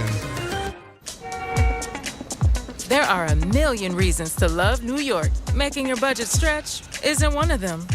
According to an independent study, Amazon prices average 14% lower than other retailers. Get food, fashion, furniture, and more shipped straight to your building. Plus, another study found Amazon Prescription Pass customers pay nearly 1/3 less out of pocket.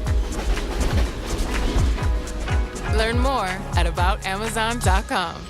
Do you have trouble getting in and out of the bathtub? Are you afraid you'll slip and fall entering or exiting a tub? SafeStep walk-in tubs can transform your bathtub from an area of concern to a calming refuge. Call them today at 1-800-731-4558 and save $1,600. SafeStep walk-in tubs and showers are proudly made in Tennessee and offer an ultra-low step-in, avoiding that difficult climb over a traditional bathtub wall. They also offer a variety of therapeutic benefits that may help soothe your aching muscles and joints, increasing your mobility, boosting your energy, and improving your sleep. SafeStep walk-in tubs are designed to easily fit your existing tub space and are often installed in as little as one day. Just dial 1-800-731-4558 today to save $1,600 and receive a free shower package. That's 1-800-731-4558 for a free no-obligation consultation and to save $1,600. SafeStep walk-in tubs. Safety never felt so good. Your ambition just met its match with Robinhood. You push yourself in everything you do, scanning headlines for insights, keeping an eye on the market. Robinhood puts you in control of your money, all on one platform. You expect more from yourself. Expect more from your money. Get started today at Robinhood.com/yourmoney. Again, that's Robinhood.com/yourmoney. Your money, your move.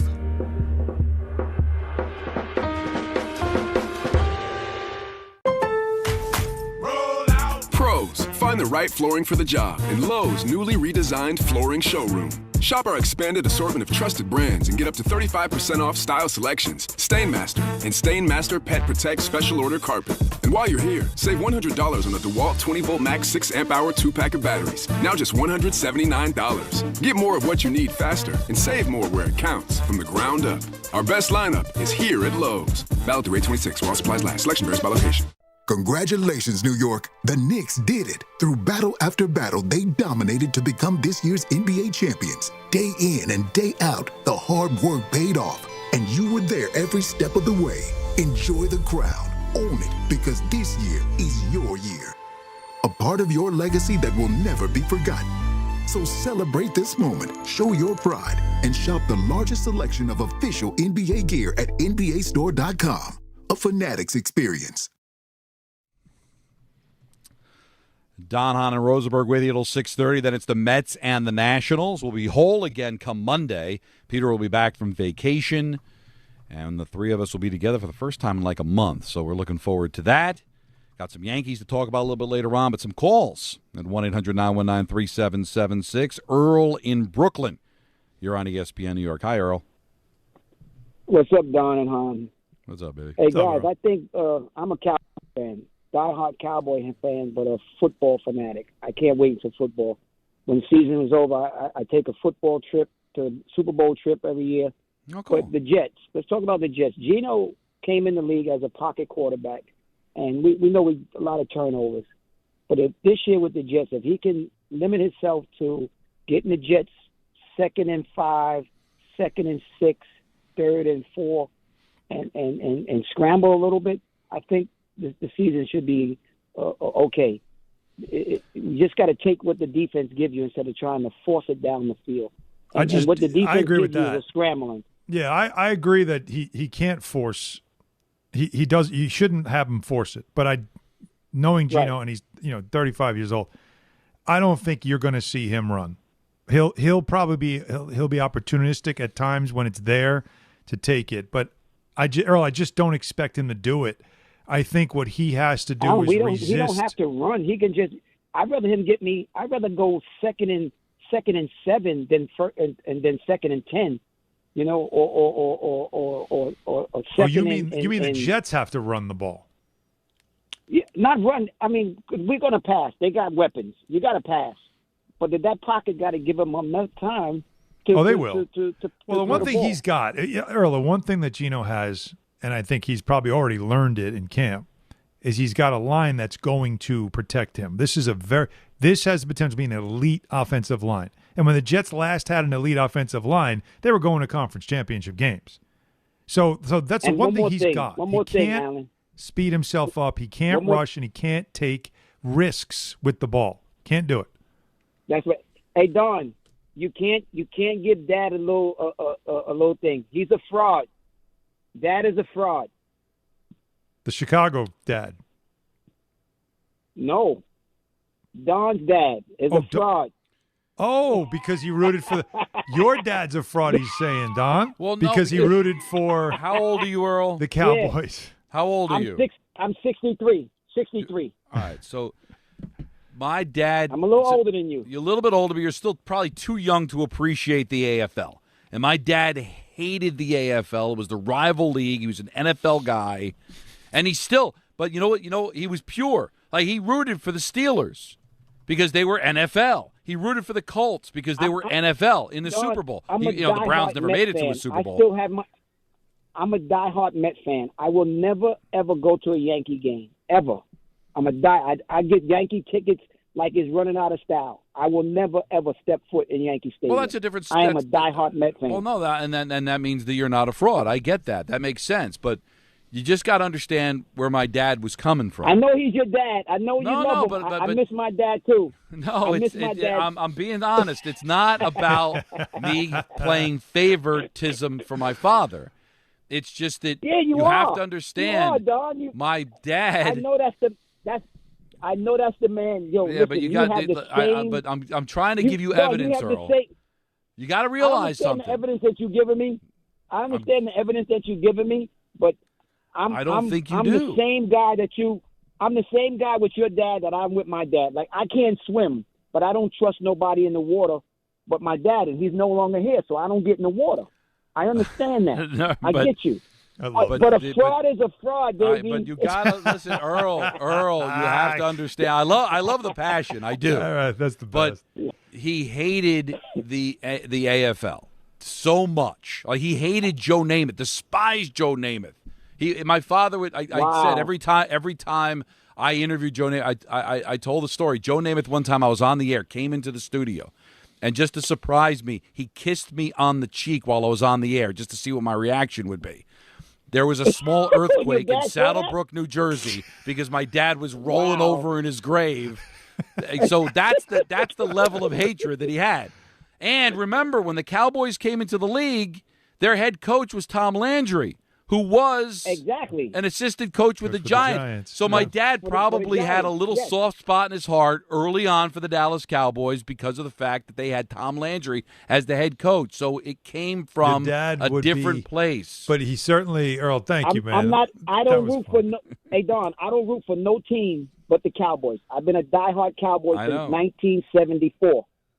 Well, I go back to Bob Lilly and all those guys. I understand, but Don, you're my man. I listen to you guys every single day. Don, you're my man, but Dad is the F man. He's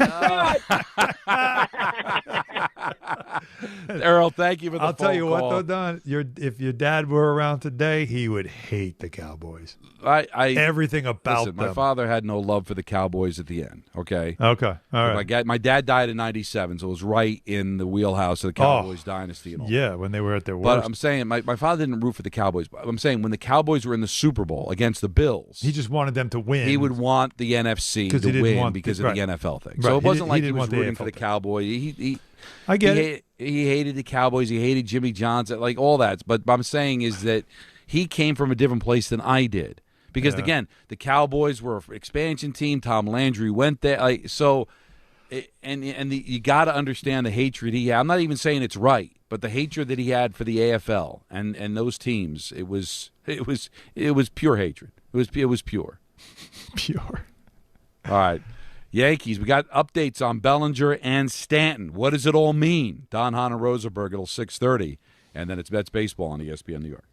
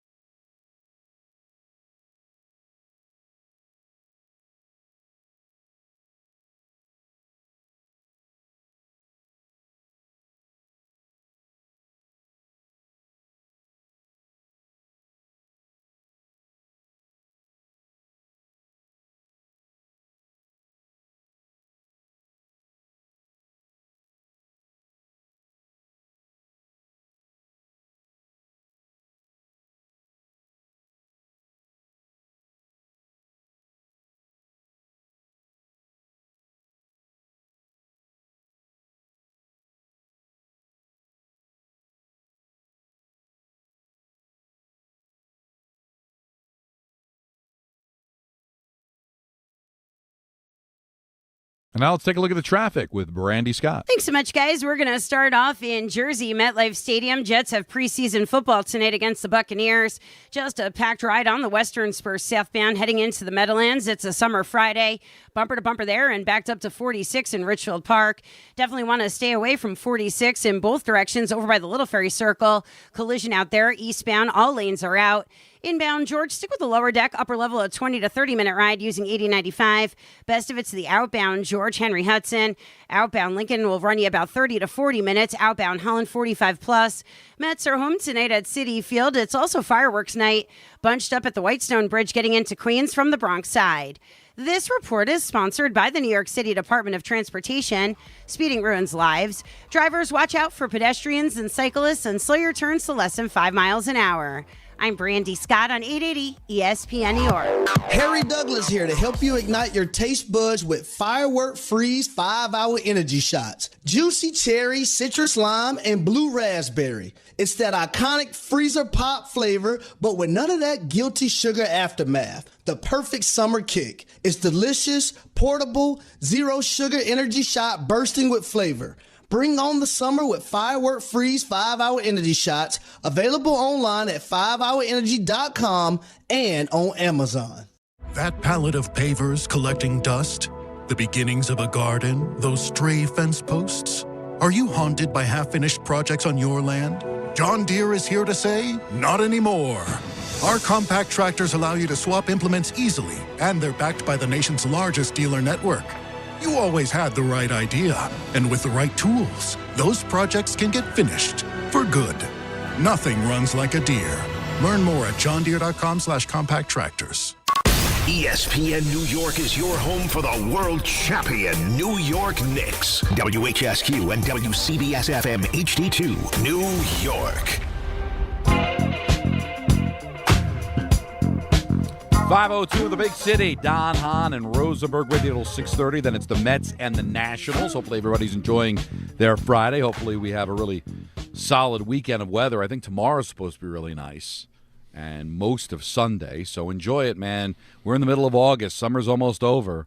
We got football tonight for the locals. Jets tonight, Giants tomorrow afternoon. So that really starts to get you towards, the fall season, the football season is definitely on its way now with the first of 3 preseason games. And that's, it's still too hot to be thinking about the fall, but once you see football being played, you just know we're heading now into the new season. And then September is going to be a big deal. We've got the Yankees trying to solidify a playoff spot.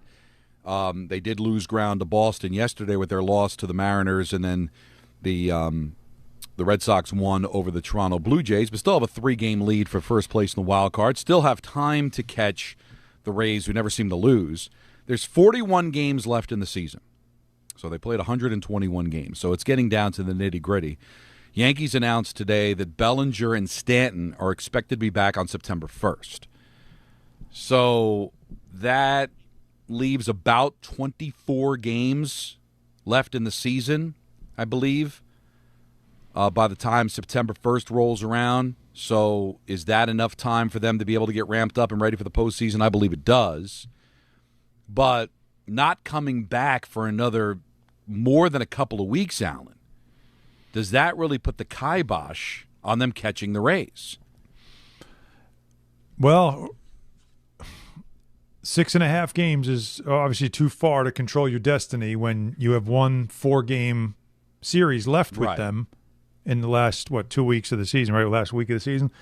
So unless they can get it to 4 or less, that's going to be the key is that series then allows them to control their destiny.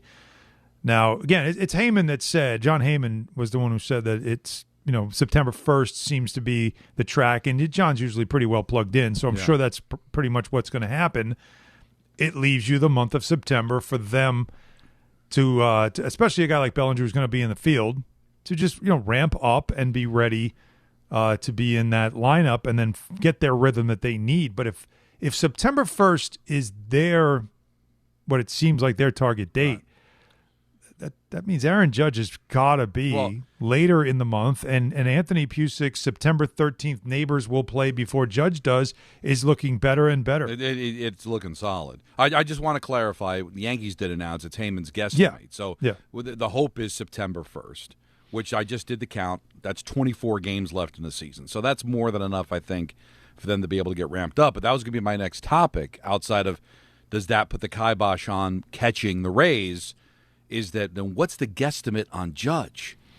And if Judge is going to be somewhere in the middle of September, and we're talking maybe 10, 12 games left, is that going to be enough time to have any kind of confidence that you know exactly what you're going to get from Judge come postseason? And that's all. Remember, has this not been my daily conversation about the Yankees and what they can be potentially on paper versus what the reality might be, because you're asking Judge to jump in and he's got to hit the ground running literally to be effective for a team that's going to be in a race. Hopefully, when you look at the schedule they have coming up, there's no reason to think they can't try to stay in it with the Rays. They've done a pretty good job holding off the Red Sox. All right, it looked like they were about to give up second place, but they've held them off, and they get to play Boston here coming up next week, and then they go on. This is when they start September. They're going to be out west, and they got an Angels team that is kind of dead stick, and then a Padres team that's obviously still trying to fight. But this is you got to look at that window and think to yourself, does Judge come in before the Mets series, or do they wait till they go on the road? After the Mets series, it's at Minnesota, at Arizona, before you play the Rays. You're going to need him to be around in that part of the schedule so that down the stretch he's in the lineup.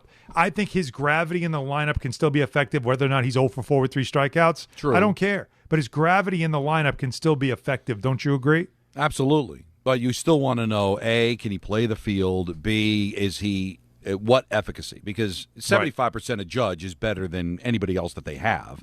Pretty much. But 50% of Judge can be a bit of an issue. I don't think he'd play at 50%.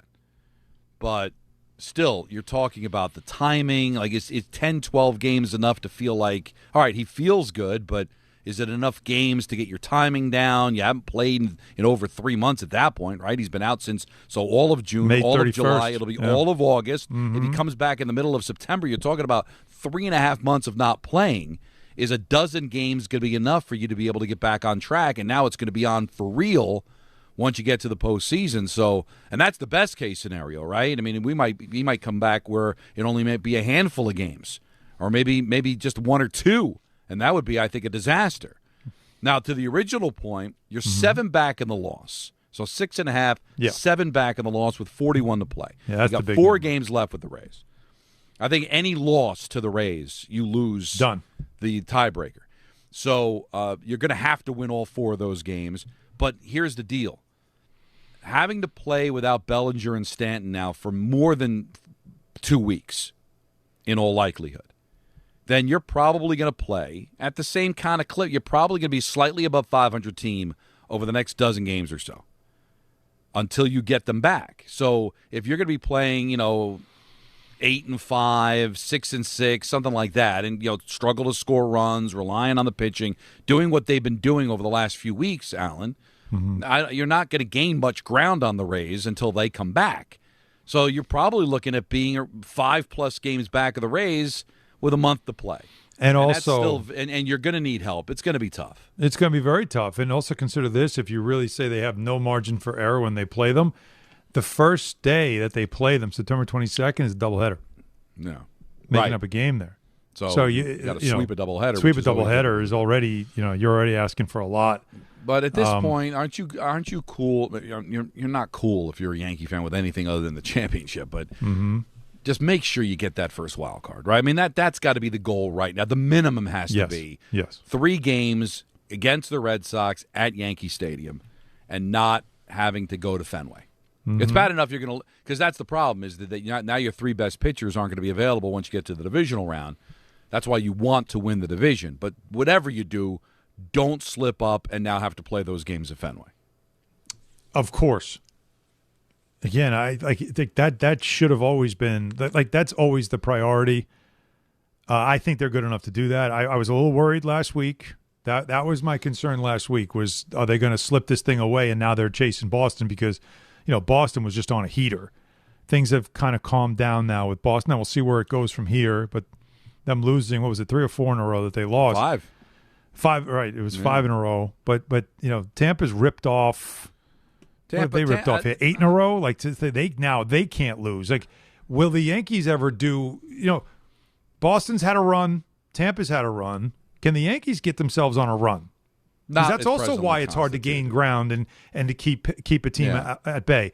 Because they're ripping off big long winning streaks, and you have just 18 and 11 in the last 29 is a nice record, but not when the two teams around you are ripping off 8-9 wins in a row. And no, as presently constituted, the answer is no. Now, if you get Bellinger and Stanton back September, could you then maybe, even without Judge, but get those guys back, that you could maybe win 6-7 in a row? And yeah, that's possible. But right now, they're not scoring enough runs, Alan, to make you think that this team is going to win 7-8 in a row. Their pitching they're has winning been series. That's nice, but their pitching has been so good, Don, that they could have probably ripped off 8-9 wins in a row. When you think about how few runs they've really allowed over the last 2 weeks, it's really like here.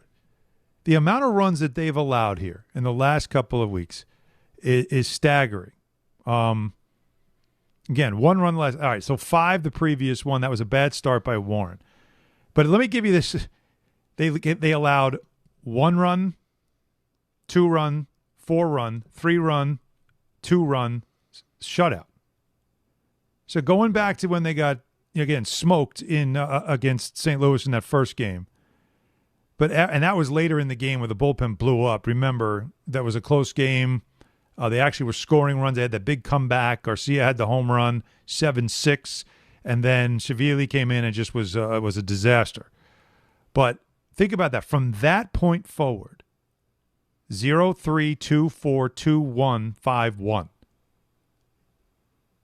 5-1. And they've won 4 of the 7. So you're 4-3 in a stretch where you're giving up an average of 3 runs a game. Right.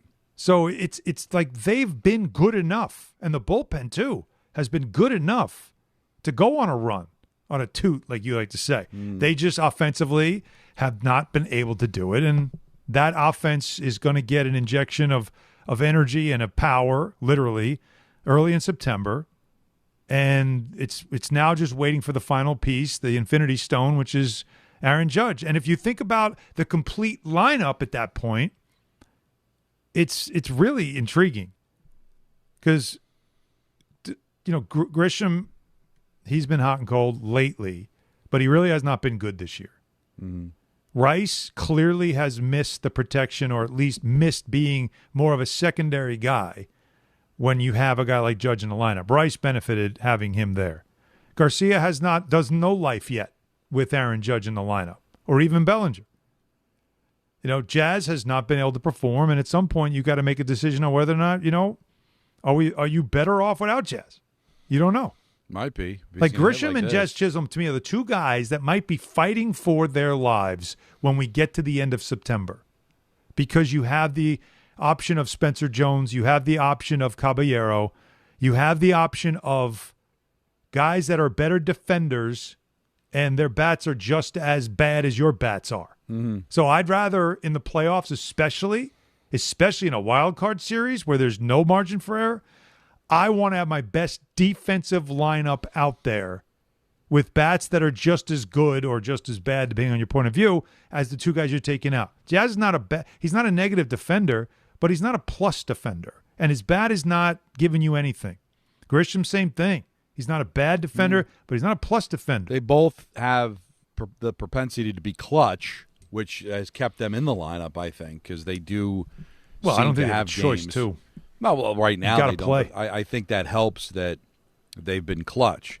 But I just think if Boone has – what we're learning right now is Boone might be realizing I will have some options once I've got a – like I won't hesitate to pinch hit Stanton for Grisham. Won't hesitate if I've got a moment late in the game because I know I got Spencer Jones or I know I can put somebody else out there. The same thing with Jazz. I won't hesitate to pinch hit for Jazz because I know I have Caballero, right? Yeah. Like you get you have Garcia. If Garcia's somewhere else or maybe he's not in the lineup for some reason because you got to use Rice sometimes at first base. If you're DH and Judge, you got to put Rice has got to be in the lineup. Where's Garcia going to play? He could play second base, not a plus defender at second, but it's a plus bat. It is a bat. And with Lombard at short, you can get away with a little more maybe at second base defensively. So it's I think Boone's got more options, and that's I think if you're Cashman, that's the one thing you want to brag about. But we still got to get there with a full health lineup that gives you options. The Yankees play the Blue Jays tonight in a 3-game series over the weekend. The Yankees are 4-3 this year against the Blue Jays, and they've played them 3 times without Judge and won 2 of the 3. It's not a great year for the Blue Jays, so got to try to get well and continue to win series. Again, you're talking about winning, going on a winning streak. Just keep winning series. You keep winning series and see if you can just peck away at the Rays, and then just hopefully by the time you get to late September when you play them, you get it down to less than 4. And then you can kind of control your own destiny. But right now, 7 back in the loss, you're still going to have to find a way between now and, September 21st when they play the Rays of whittling that down to at least 4 games. 1-800-919-3776. Let's talk to Robert in Manhattan. You're on ESPN New York. What's up, Robert? Good afternoon, gentlemen. You forget something. The Rays have beaten the Yankees 6 out of 9. For the Yankees to have the tiebreaker, they'd have to sweep the Rays. They're not going to. Well, that's what we were just saying. Yeah, we were just saying that, especially with the doubleheader to begin the series. It's just very, very hard to do it. At best, they'll split, and even if they take 3 out of 4, the Rays will still have the tiebreaker. Yeah. So, listen, as it looks to me right now, unless the Rays go into a debacle. And they're too good for that. I got to tell you guys, they won 9 on the road. Yeah. Tell me when the Yankees have done that. Yeah, their pitching is too good to go into a really prolonged slump. What the Yankees are going to need them to do. So what's going to happen is the Yankees and Boston are going to meet, and I would have liked it if it was done in Boston because I'm not a Yankee fan. But if they meet in Yankee Stadium, okay, so be it. Let all the chips fall where they may, and they'll beat each other up. And meanwhile, the Rays will set their pitching staff exactly the way they want. Which is what Toronto did, right? Wasn't it the same thing that happened last year? I mean, that is the disadvantage of not winning the division, and that killed them last year. Yeah. It also killed the fact that they just couldn't beat the Blue Jays. The matchup was just bad for them last year. Now, if I remember right, the Yankees play the Blue Jays, and then they go to Baltimore. Yes. And then the Blue Jays come here. Can you look and tell me what the Rays' next couple of series are? I believe this weekend they're in Pittsburgh. In Pittsburgh. They've got the Rays have Baltimore for the next 4. Baltimore, right. They're actually flipping it they have Baltimore the next 4, then Toronto for 3, and then at Baltimore for 3. So it's a lot of division stuff coming up right now. So who's got the easiest schedule, you think? Of coming up next? Yes, for the next 3 series. Don't you think they have the same schedule? Because it's Toronto. Oh, yeah. For the Yankees, it's at Toronto, at Baltimore, and then home against Toronto. Yeah, it's kind of the same. So it's I see. Yeah, they're pretty much doing the same thing. All division stuff. Listen, Yankees have to try to gain. This is the problem, Bobby. They got to try to gain ground in the next couple of weeks without Stanton and Bellinger. That's gonna be hard to do. Let me ask you, Don. Why are the Rays' record at home this year? Remember, they played at the Yankees minor league park in Tampa because of the damage, right, to the Trop last year. This year, in the refurbished Trop roof, they're 41-18 at home. It's nice to be back. Like they're a good road team. They're 33-28. They're not a great road team. No, but what you want to do? Play average on the road. And 18. No, they're back in a building that has no atmosphere. But you got to understand, it's a big league park. You know how embarrassing it must have been for them to not only play in a minor league park, to play in a minor league park that is owned by the New York Yankees, a division rival, right? Where there's probably a lot of Yankee fans that live there, so there was nobody rooting for you. your minor league facility, right? It probably felt embarrassing. So even though they don't draw very well there, they're at least home at a big league park that's their own with a big league clubhouse and batting cages and everything. It probably felt like a homecoming for them, and they've taken advantage of it. And they're really good. And 31-28 on the road is not bad. I mean, you want to play 500 on the road and kick ass at home, and they've done that. Yeah, 33-28. It's 5 games over, but it's still 41-18. Now, I'd like the to teams see, go down there, and you're just like something. What is with that? Well, because they don't have any home. It's not like they have a home court advantage with a great crowd and a great atmosphere. No, but sometimes you know how that place is right. But that sometimes works against the road team too, where that's what I mean. There's nobody there. It's just like, but they're a good baseball team that could pitch. Now, I'd like to see it when it's for real, like in the postseason with the pressure on and all that stuff. And again, the 2 times they've been to the World Series, the first time was 20 years ago when they lost to the Phillies in 2008. And then there was the COVID year when they went to the World Series and lost to the Dodgers. They've been a good team. Let's see if they can put it together in the postseason. I'd be very curious how they're going to handle facing the Yankees in a series when the Yankees are healthy. Yeah, that'll be interesting. Again, so you want to just do comparisons. The Yankees at home are 31-27. Like, you should be better than that. The Yankees at home, big crowds they get, should be better than that. But the Yankees have not been whole. Listen, the Yankees right now have not been that great of a baseball team. When you take Judge out, Bellinger's now been out for more than 2 weeks. You haven't had Stanton since late April, right? And Jazz isn't living up to his expectations. And Volpe was a mess at shortstop until they brought Lombard Jr. I mean, listen, they're just not. They're an okay team. Yeah, that's why I say that when you look at them right now as presently constituted, at 18-11, you should be doing jumping jacks. You're saying it's remarkable. No, it is, and they put themselves in a situation where when they start to get these guys back, they're within striking distance. 6.5 is that's a lot to make up, but in 41 games, and you're supposed to be getting healthy, just to give yourself a chance, they bury themselves, and they're still very much alive to host those wild card games. And that's why it doesn't bode well for the crowd that wants to see change. Because if this team doesn't win, Alan, because Judge didn't come back or came back and was a shell of himself, they're going to celebrate this season. And they're going to celebrate Boone for it. They just are, right? Because they navigated the rough waters, basically, yeah. The last time they were this devastated by injuries, they finished 82-80. And now this is a team that's not only going to go to the playoffs, but they're going to be hosting playoff games. And with a reasonable chance to get out of the wild card and go to the divisional round. And they use injuries as an excuse, which I hate, but they have used it. And they have the right to use it this year.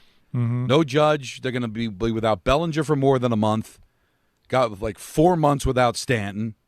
They had to play without Grisham for a while. They didn't have Cole to start the season. Rodon still hasn't come back. Judge is going to miss 3+ months. 3.5 months if he comes back in the middle of September. Yeah. 3.5 months. 3+ months without not just your best player, arguably the best player in the game. Well, definitely if you want to give Ohtani, definitely the best player in the American League. And a critical piece of why your offense is what it is. It really does. So, once again, for anybody that ever doubted the value of Aaron Judge and how good he is of a player, this is all you need to see.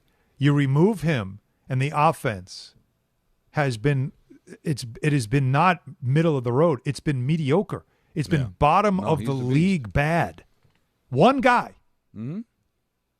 Like you used to think, in baseball, one man really can't make a difference. No, he can't. Think again. No, because he is a difference maker. He's a special player, and to go that long without him. He's that good. It's pretty hard to believe that they've been able, as bad and boring as it's been, and all that, is that they're still in striking distance of possibly winning this division has been pretty remarkable. 1-800-919-3776. Your thoughts on this? ENN coming up at 6. Mets baseball at 6:30. Don Hahn and Rosenberg, ESPN New York. There you were, surrounded by fans. Everybody remembers the game. Nobody remembers the guy coughing behind you. Till a few days later, at 2 a.m., you wake up with a fever and your throat's on fire. Now what? Urgent care? Closed. ER? Slammed. Telehealth? Maybe, but the pharmacy's closed. You needed a medical emergency kit. These aren't first aid kits. They contain essential prescriptions used for over 30 common conditions: sinus and ear infection, UTIs, stomach bugs, traveler's diarrhea, and more on hand before you need them. Use your doctor-developed guidebook to select the right prescription or call their telemedicine doctor standing by. It's like an urgent care and drugstore at home. When you're sick, traveling, or stranded, you'll wish you'd ordered a medical emergency kit. Order online in minutes and it's shipped to your door. And save $45 with my promo code 880 at urgentcarekit.com/880. That's promo code 880 at urgentcarekit.com/880.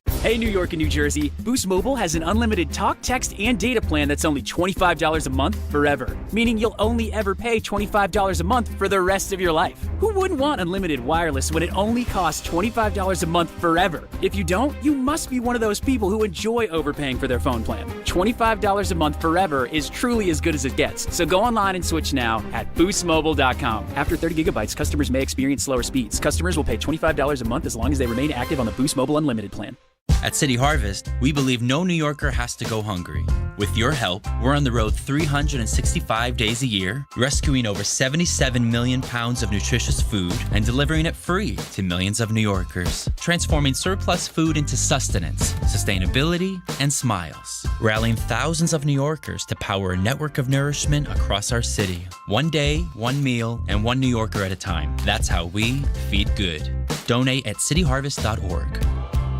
Long Island is more exciting than ever at Jake's 58 Casino Hotel. This August, don't miss the Big 5 spin-off and your chance to win your share of $55,550. Be here on Friday, August 7th and 28th from 3 to 7 p.m. when one lucky winner will be drawn every hour to select 4 balls from the lottery drum to win up to $5,555 cash. Don't miss the Big 5 spin-off where Long Island wins at Jake's 58 Casino Hotel. If gambling is a problem for you or someone you care about, please call the 24-hour toll-free helpline at 1-877-8-HOPE-NY or text HOPE-NY. Orgavattazona? Is that a word? In the 2026 Kia Sportage Turbo Hybrid, it might as well be, because it can be one road trip. It's all about turbocharged power and hybrid efficiency working together, so you get the thrill of quick acceleration and the satisfaction of fuel efficiency. Book a test drive and keep the adventure going. Kia. Movement that inspires. Call 800-3334-KIA for details. Always drive safely. Now let's take a look at the traffic with Brandy Scott. Thanks so much, guys. We've got the Mets home at Citi Field, and it's also fireworks night. Packed ride at the Whitestone Bridge getting into Queens. Your stop and go from the Bronx side. Expressway southbound keeps you bunched up heading over to the stadium and Northern Boulevard. Best of it's the outbound George Henry Hudson, Cross Bronx westbound, slam from the Bruckner on through. Inbound George, stick with the lower deck if you can. Upper level about 45 minutes from 8095. A little bit better from the 4 and 46 approaches. Outbound Lincoln Orange 30 to 40 minutes. Outbound Holland closer to 45. Jets are home tonight at MetLife Stadium. Preseason football against the Buccaneers. Slow go on the Western Spur southbound heading into the Meadowlands. This report is sponsored by the New York City Department of Transportation. Speeding ruins lives. Drivers, watch out for pedestrians and cyclists and slow your turns to less than 5 miles an hour. I'm Brandy Scott on 880 ESPN New York. This is a special notice to U.S. taxpayers owing $10,000 or more to the IRS. Tax Relief Advocates is urgently notifying taxpayers that tax relief initiatives are now available that may significantly reduce or eliminate what you owe. If you're afraid of an IRS lien, levy, or wage garnishment, don't lose hope. You can now take advantage of these current relief programs to end all collections, reduce the amount you owe, and resolve your tax problem.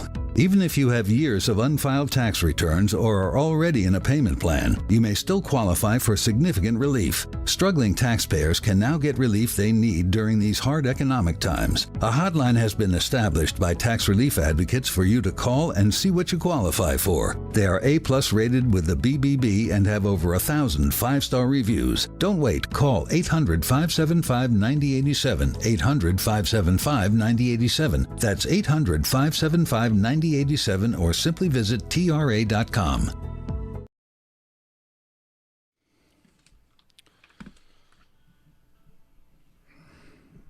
Don on Rosenberg on a Friday. Take up until 6:30. Then it's the Mets and the Nationals.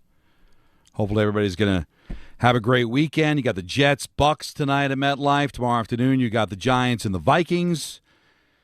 And we're going to be whole come Monday. Peter will be back from vacation. Alan and I are in for the next couple of weeks. I got one more little mini vacation before we get to September. So September's going to be big. Football, baseball, and then before you know it, October with hockey, and then the defending NBA champions trying to defend their title. It's going to be a lot of fun over the next couple of months for sure. 1-800-919-3776. Always fun to talk to Griffin in Connecticut. You're on ESPN New York. Hi, Griff. Hey, guys. You know what I was looking at when I look at both of the Yankees and the Rays schedule? If you look at the end of the year, those 4 games against the Rays we have. Yeah. But then we play 3 games against Baltimore at home. Well, the Rays have 4 games against us and 3 games at Philly on the road. And I'm not saying you have to take advantage of beating Baltimore and stuff when you do. But if those 3 games in Philly for the Rays are not going to be easy, because if you look at the National League wild card, the Phillies could really be needing those 3 games to make the playoffs. Yeah, for sure. So those are more important. If we can take, if we can stay close to that, to where those final 7 games mean something. That's what I keep saying. That is huge. It's more than 7. That's what I'm looking at. I'm trying to stay close to those final 7 games. Griff, it's more than 7. It's actually 10. Because they also, before they come into the stadium, they play the Red Sox at home for 3. And Boston's going to be playing for something too. So those last 10 games for Tampa are not, they're not gimmies. They're not easy games. They're tough. So that's why if you're the Yankees, 6.5 is too much. 7 in the loss column is too much. You've got to get it within reason to apply pressure late. 3, maybe 2. Yeah. Here's another aspect, 3, 2. Griffin, that's really interesting when you get down to that final weekend. Say you're within striking distance. You're a game back of the Rays for the division. Do you pitch a Cole or a Fried, or do you say I got to have those guys ready if I got to go to the wild card? Like, do I want to face the Red Sox and not have Fried and Cole available because I pitched them at the end of the season to try to catch the Rays for the division, miss out on the division, and now I don't have them in the 3-game series against the Red Sox, even though I'm home, but now I don't have Cole and I don't have Fried. I don't have my best pitchers. Yeah. And now I'm relying on, Weathers and Warren to win playoff games for me. You're saying you're right, but there is a priority to going for it because it does buy you the week. Of course, but if you go for it and don't get it, now you've compromised yourself in the wild card to where they may not be available for you in that best-of-3 series. I know you got to go for it. But what do you do? Yeah, it's how you're set up, too, by the way, right? There's not I'd have to that do doubleheader's going to kill you. You know what? That doubleheader, you might bullpen's going to be wiped out. Now, so that's what becomes interesting. Like, you'd like to go into that last weekend kind of knowing. If you're out of it, just be out of it, right? Yeah. So now I can set up my pitching. I'll just settle for being the first wild card. But if you're like a game out, there's going to be that. Right. If you get 3 out of 4 against Tampa and now all of a sudden you're 2 games back, like, what do you do? No, if you go into the final weekend, 2 games back of the Rays. Do you go for it? And they're playing at Philly. You're playing home against Baltimore. I don't know. I don't see how Baltimore you go going for it. nowhere. Because again, it'll depend. Like, if you have the tiebreaker, I guess. Yeah. But, if you get into a situation where I have to sweep and they have to get swept, I'm not doing that. If I'm a game you're not back, moving guys up, is what you're saying. I'm not. No, but I'm just Fried saying. Up a start. It's Saturday. It's Cole's turn to pitch. All right, and Fried goes again. I don't know how they're going to set up the rotation. I'm just talking in hypotheticals. Of course, yeah. It's Cole Saturday, Fried Sunday. That's great if you're trying to win the division. Right? But if you're 2 back on Saturday, And you have the tiebreaker, so you can win those 2 games, and maybe, but you're still hoping the Rays lose. You're still running the risk of not having those 2 guys available for the beginning of the wild. It makes it really intriguing. Sure does. So as much as you want to win that division, if you don't, you want to at least have yourself set up. Now, could they beat the Red Sox without those guys? I mean, again, not all 3 are not going to be available. Cam's still going to be one of the 2. Have you seen this offense, Don? I think the pitching's going to be a critical aspect, man. It is. Let's go to Troy in Connecticut. You're on ESPN New York. What's up, Troy? How are you doing? I just want to know if the Yankees could beat the Dodgers.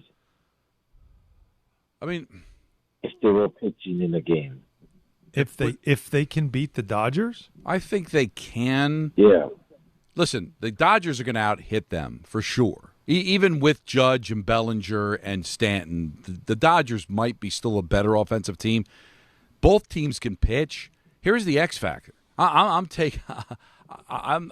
You could beat Diaz, right? So you've got the better closer. Bednar is better than Diaz. So that's an advantage I think the Yankees have over the Dodgers. Yeah, but can they beat them? Yeah. Would they be favored? No.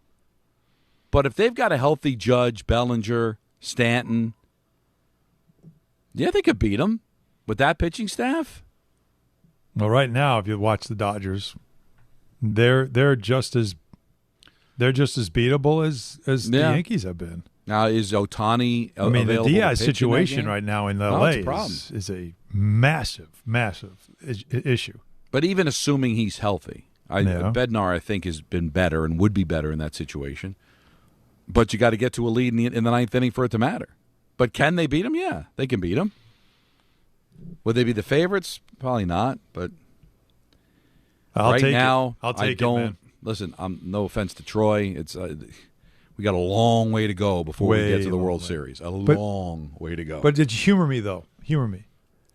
If it all falls into place just at the right time, and the Yankees just have that season that we've seen teams have, where you've been hurt all year, but everybody got healthy at the right time. We've seen this before, Don, right? A team just gets healthy at the right time, and all of a sudden it's like, whoa, this team's a juggernaut, right? Like, look at this. And the pitching now is being complemented by an offense that has a full lineup. And they make their way to the World Series. You know what? Like, because that's the only way it's going to happen. It all just kind of comes together. Wouldn't they have this sort of feel of a team that's like, all right, it all came together at the right time? Whether it's, like the Cubs are that right now, right? The Cubs are kind of feel like that team right now. Whether it's them or the Dodgers, like, wouldn't you feel like a Yankee team that gets healthy at the right time and now it finally looks like the fully operational Death Star? Yeah. You'd have to give them a chance. Listen, wouldn't you? They're not the same defensive team they were 2 years ago. No, it doesn't feel that way. They have the potential to be a way better defensive team than they were, especially with Lombard there at short. That kid, they were right. He's already elite as far as defense. But remember, the 2 biggest glaring plays in that World Series was Cole not covering first base and Judge dropping a fly ball. Your 2 most important players. So you can be better defensively, but it's not like sometimes blank happens. Listen, they went into the season, it felt like the Yankees and the Dodgers were on a collision course. Yeah. Why wouldn't that be the case if those guys come back? Now, if Judge comes back the last day of the season, it's too much of an unknown to really believe that they're fully back.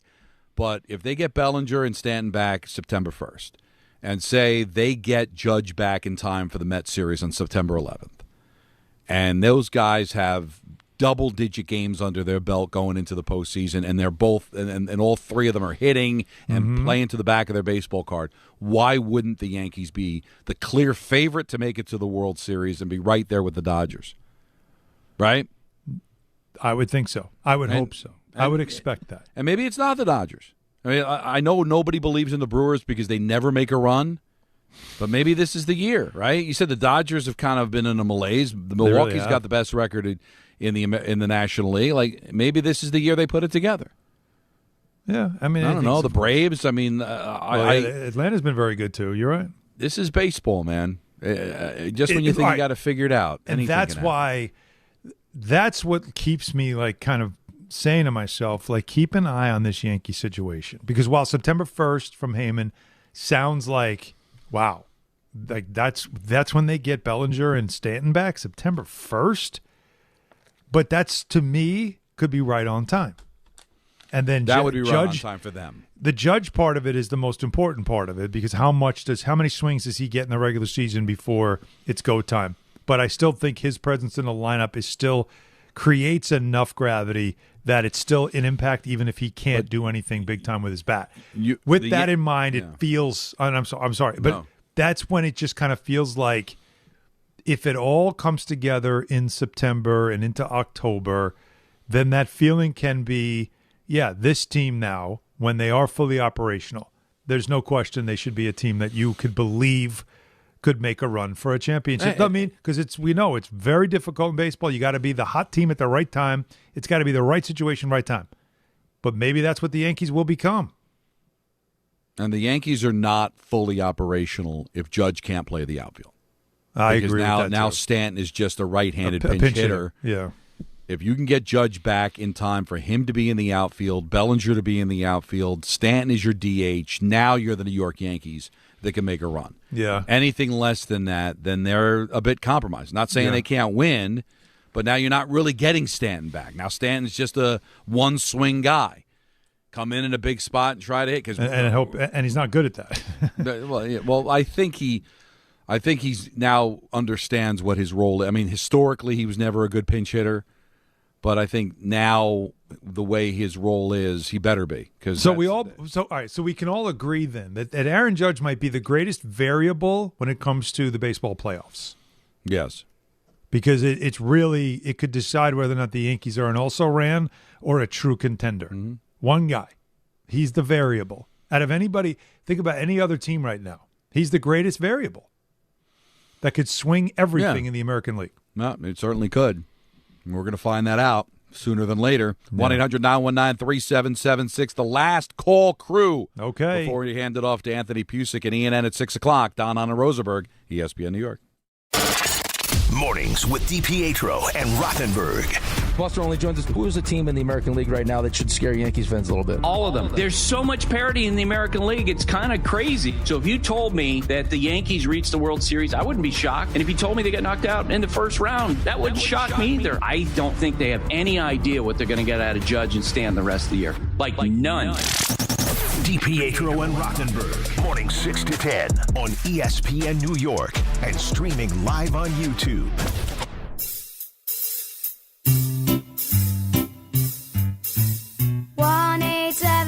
Cards for Kids. KARS Cards for Kids. 1-877 Cards for Kids. Donate your card today. 1-877 Cars for Kids. KARS Cars for Kids. 1-877 Cars for Kids. Donate your car today. Ready to get rid of that old car? Donate it to Cars for Kids. Call 877 Cars for Kids to speak to a friendly live agent. Donation is super easy, and your car can be picked up as soon as tomorrow. Go to carsforkids.org now or call 877 Cars for Kids to donate your car today. 1-877 Cars for Kids. KARS Cars for Kids. 1-877 Cars for Kids. Did you know you can donate real estate too? Go to carsforkids.org. That's cars with a K. Miller time. People think it just happens, but that's not true. You know what you gotta do? You gotta go say hello with some beers. Make the plans. Forget the couch. Go to that thing. Play the game. See them in person. Talk to that stranger. Live a little. Small acts of rebellion that bring us together. Because legendary moments start with a light. It's Miller time. Celebrate responsibly. 2026 Miller Brewing Company, Milwaukee, Wisconsin. Monkey Sports, built by players for players, is your one-stop shop for hockey, baseball, lacrosse, and more. Find top-name equipment and expert in-store services like sharpening, break-ins, and relacing. Shop in-store at Monkey Sports in Farmingdale or Woodbridge or online for all the top brands. Whatever your sports, Monkey Sports gets you game ready fast. Monkey Sports, where athletes shop. If you've been injured on a construction site, then you need a lawyer who knows New York's unique labor laws. At the Parisman Firm, they have decades of experience handling construction accident cases and a proven track record of delivering huge results. Their team has already recovered nearly $1 billion for hardworking New Yorkers. From scaffold accidents to slip and falls and equipment failures, they've got your back. Call the Parisman Firm now at 718-WORKERS. That's right, 718-WORKERS, because your case is their cause. Get the justice you deserve today. This is Carlin on ESPN New York. Jeff Passan is with us, WWE guy. Where are you on Danhausen? It's I, Danhausen, here with great news. You're still cursed. Entertaining, annoying. Your thoughts? I think you can be both at the same time. And that's brilliant. And that's how I've made a career. Chris Carlin, weekdays at 10 a.m. on ESPN New York and streaming live on YouTube. Rich Eisen here with some advice. If high-interest credit card debt is grinding you down, it might be time to call an audible with a SoFi personal loan. It consolidates your debt into one low monthly payment with no fees required. And with as soon as the same-day funding, you can make the right play fast. Call an audible on your debt today at SoFi.com/debtplay. Loans originated by SoFi Bank N.A., member FDIC. Terms and conditions apply. NMLS 696891. Fast funds terms apply at SoFi.com/debtplay. My name is Whitney Allen, and I'm a widow. My husband, Ryan, died. We never thought we'd ever have to use life insurance, but the unexpected happened. With Ethos, signing up was fast and 100% online. You can get a quote in seconds, apply in minutes, and get same-day coverage. No medical exams, and you can get up to $3 million worth of coverage. I'm grateful we were prepared. Get your free quote at ethos.com/play. That's ethos.com/play. Paid spokesperson. Time spent on application may vary. Online health questions required. Congratulations, New York. The Knicks did it. Through battle after battle, they dominated to become this year's NBA champions. Day in and day out, the hard work paid off, and you were there every step of the way. Enjoy the crown. Own it, because this year is your year. A part of your legacy that will never be forgotten. So celebrate this moment, show your pride, and shop the largest selection of official NBA gear at NBAstore.com. A Fanatics experience.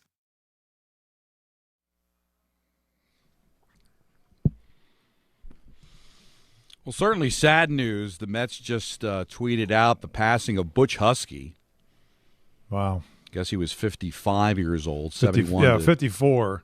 But yeah, but it's 1971 birth. 26. Yeah. I'm not sure what the issues were. Certainly a very young man.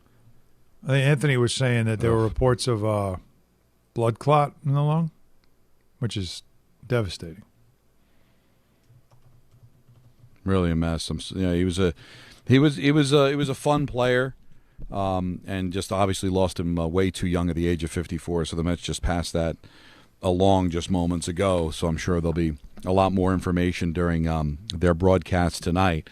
1-800-919-3776. Last call crew. Always fun to talk to Richard in Manhattan. You're on ESPN New York. Hey, Rich. Because, There we go. I understand now. Yeah. It's a big deal. It is. Listen for the magic. Hi, Don? Peter? Yes. Oh, Don, Alan. Alan, yes. I'm sorry, Don. 57 years ago was the worst day in your father's life. Okay. The worst day.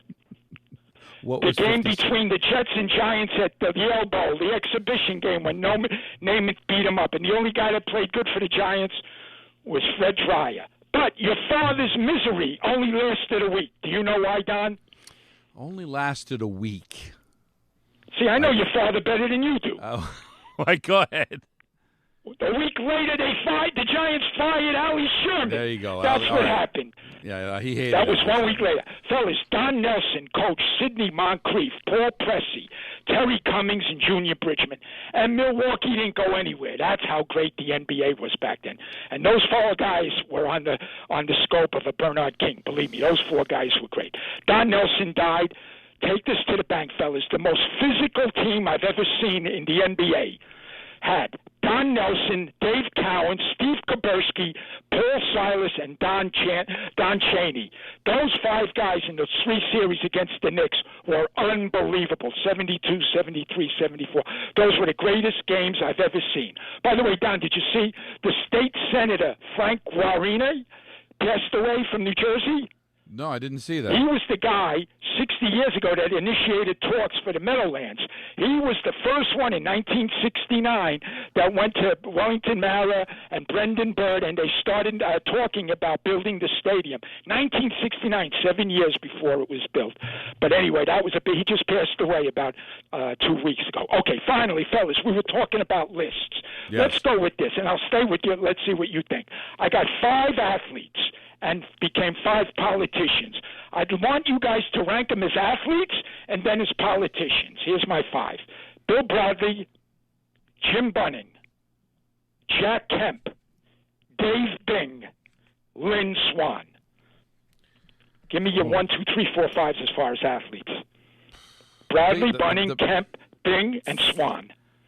I think the best athlete of those 5 to me is Lynn Swann. Then I probably agree. College and pro. Yeah, then probably Bradley. I mean, Kemp was a good quarterback in the AFL. He won 2 championships, Don. In the AFL. Dominant team. The Buffalo Bills were the dominant. Buffalo Bills were very good. His son was a backup quarterback for a while in the NFL too. Sure, Chet Kemp. Bing and Jim Bunning. What about Jim Bunning? Perfect game. But that on Father's Day at Shea Stadium, Bill Bradley. Correct. Who was? I'm not familiar with Bing. Are you, Alan? Dave Bing, sure. Yes, of course. Syracuse. And then Bing was as good as Will Frazier. The problem was he played for Detroit Pistons. He would have been as good as Frazier. Well, I would tell you this, in New York. And thank you for the call. I rank them as athletes. I from a politician standpoint, I don't know enough whether they were good, bad, or indifferent. Well, that's 3 minutes we're never getting back. But Lynn Swann was the best of those 5. Yeah, he was a great athlete. Yeah, Bing was. And Bradley was probably 2. Bradley, as a college player, might have been one of the great, most dominant, smartest players you'll ever see in college basketball. And Bunning pitched a perfect game, but I don't think he was an all-time pitcher. Yeah. Oh, interesting. But listen. But now you've got former sports. You see, Michelle Tafoya won I did primary. See she won, She actually beat, was it Royce O'Neal, the former NBA player? Like, and you're seeing some of these headlines and you're going like, what? What world am I in? Mark Teixeira is running for office as well. What world am I in that these are people that were in sports their whole life? Now all of a sudden you're a poli-sci major? Like, come on. But listen, I wouldn't say it was one of the worst day of my father's life. But that was a big preseason game, Alan, because that was right after Super Bowl III. I remember. And there was a lot of pressure on the Giants to beat the Jets to show that it was a fluke. Yeah. And it was at the Yale Giants Bowl. Lost that game. Yeah, they had nowhere to play. Played it up at the Yale Bowl. I remember that story. No, I don't remember it, obviously. But people that were allowed, my dad, I remember talking to Joe Badingo about this, like that was one of the biggest preseason games ever because the pressure on the Giants was immense. And the Giants weren't a very good football team. Yeah. And the Jets were coming off a championship, but you got to beat the Jets, shut them up, and so that was when it was meaningful. And Namath lit them up? Yeah, lit them up. Let's go to Jack in New Jersey to close it out. You're on ESPN New York. What's up, Jack? Hey, guys. So as we're on the back nine of summer, and there's not much sports to talk about, I wanted to get Don's ranking of his favorite shore towns. I would say for me, because I've been going to Ocean City now for like the last decade because it's good for the kids with the boardwalk, and it's a dry town, so the boardwalk is pretty family friendly. Sure. Still number one for me is Long Beach Island. I still love that place, so that would be one. I would say Cape May would be 2, Ocean City 3. Great list. That's a great list. What would you have, you, Don? Jack? Well, I live right next to Asbury, so I got to give them 1. Okay. I lifeguarded at a little town called Allenhurst, so I'll give that 2. Okay. And number 3, I'll go Belmar/Lake Como because they host you guys. Oh, well, that you know what? That's a good list. A very, very northern list for sure. Mm-hmm. I don't know how familiar you are with the Jersey Shore, Alan, other than the Beach Bash, but some amazing towns. A little bit. Yeah. And it runs pretty, you're talking about like a good 100 miles because I guess around you get to Sandy Hook, it's like you're around like exit 100 and then you go right down to 0 for Cape May. Wildwood's nice, but it's a little wild because it's the younger crowd and all that. Seaside, Seaside was where I went when I was a kid because that had the boardwalk and all that, but it's not. It's really for the younger kids. Right. And then the Jersey Shore MTV show kind of. Oh, that thing. Yeah. That sounds delightful. All right, so big weekend. Tomorrow we've got Giants and Vikings. Tonight we've got Jets and Bucs. Bucs. So you got the Mets and the Nationals, Yankees and the Blue Jays, and we'll be back on Monday, and we'll be whole as a show for the first time in like a month, and Peter will be back from vacation. Do you have any more vacation left? Me? Yeah.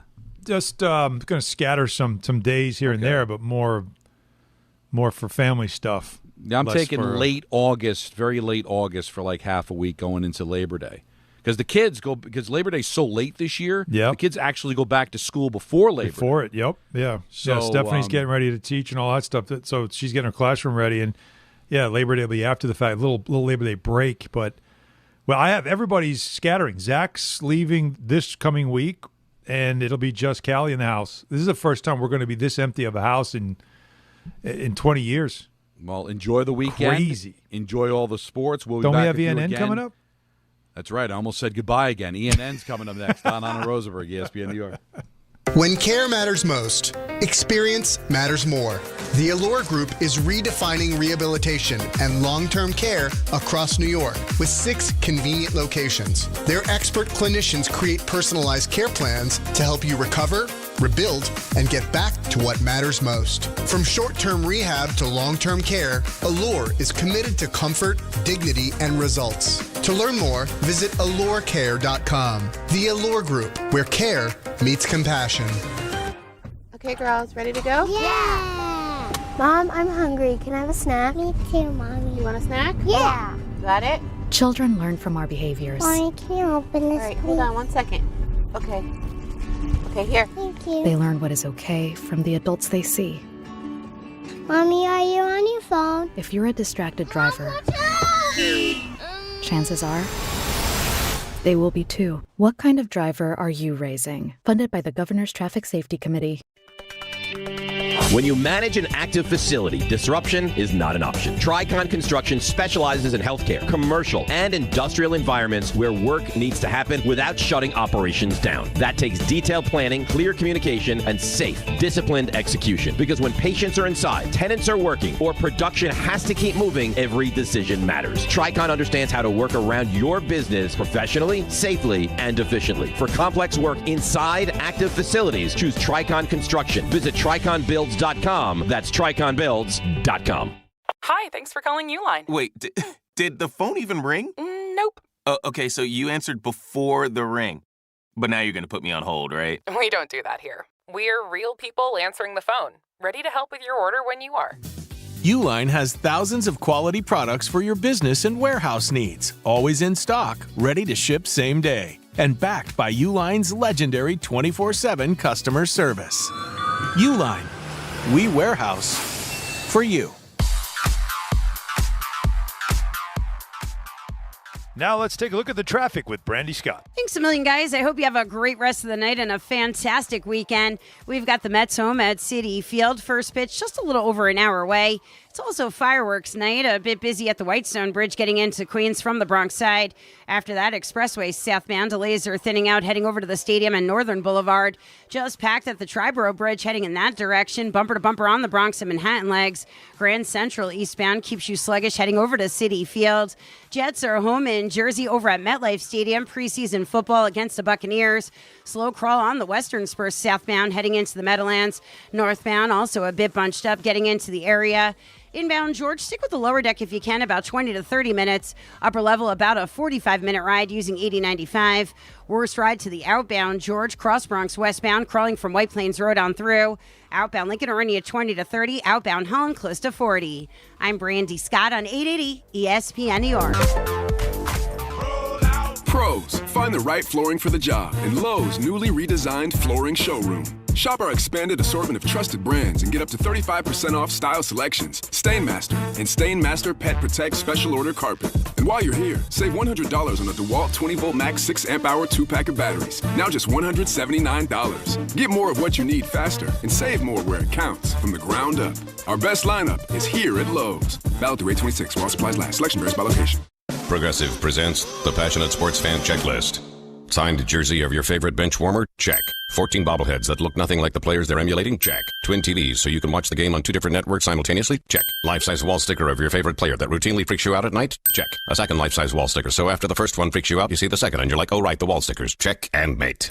Bundle your renters and auto insurance with Progressive and save on protection for the things on your checklist. Get a quote at Progressive.com. Progressive Casualty Insurance Company affiliates and third-party insurers not available in all states or situations covered subject to policy terms. ESPN New York is your home for the world champion New York Knicks. WHSQ and WCBS-FM HD2, New York. This is an ENN special report. Now reporting. The very handsome Jewish man, Peter Rosenberg. We should talk some sports. Do what you want. It's ENN. Peter Rosenberg! That's right.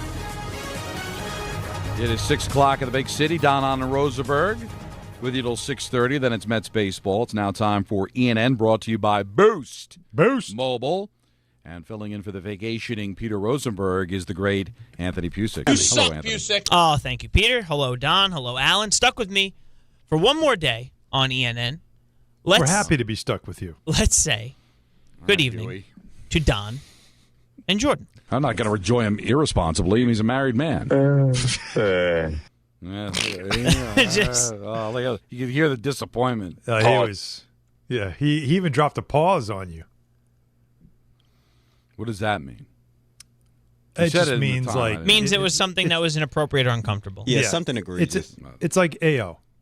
Ayo. Ayo. Yeah. Not the yayo, Don, but Ayo. No, not yayo. No. Okay, well, we just can't have fun, right? It was just let's get to the football. Let's get to. You're making me uncomfortable, Don. That's on him. Don't make Jordan uncomfortable in the Dunkin' Donuts. He was in a Dunkin' Donuts, wasn't he? He was. We also like to enjoy Jordan Raanan responsibly.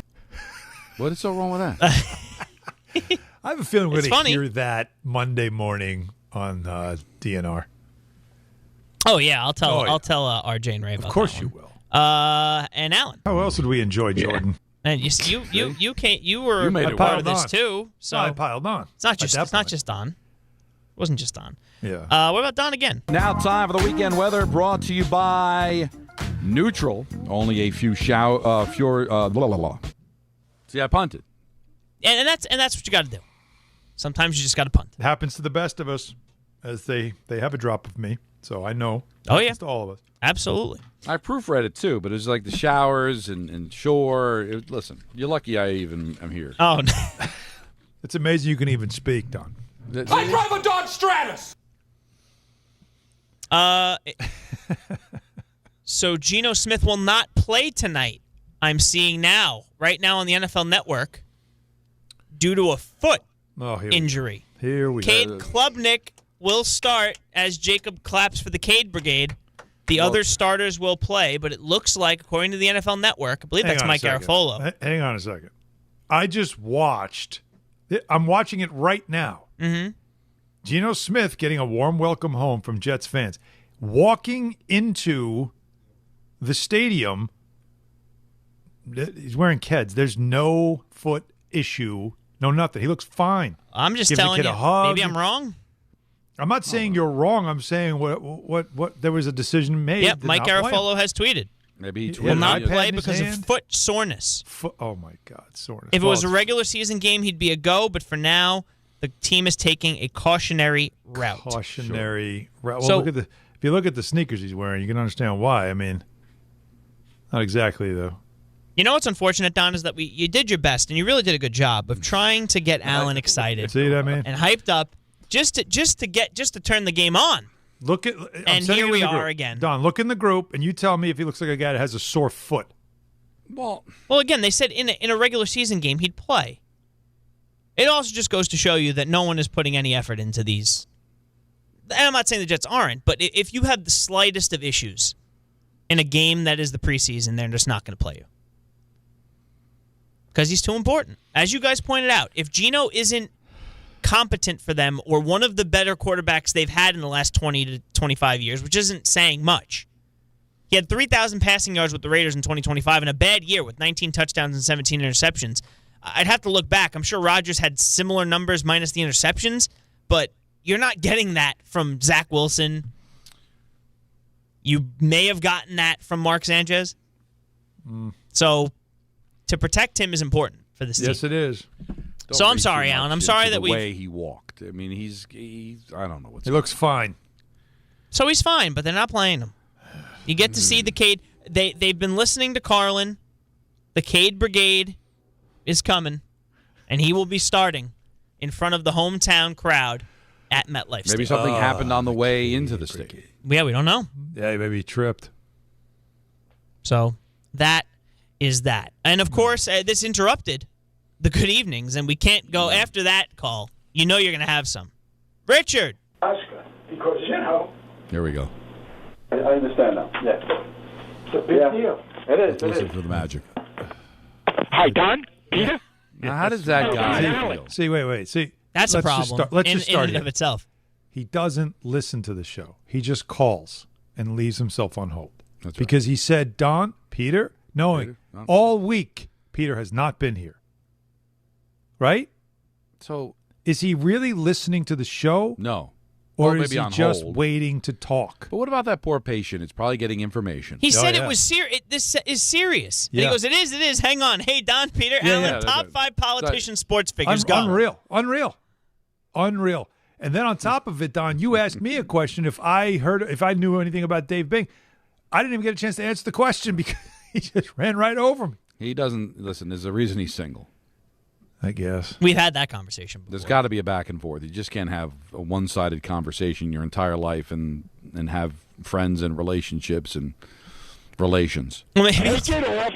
Take it all off. Maybe it's because he says things like this. Right. Don, 57 years ago was the worst day in your father's life.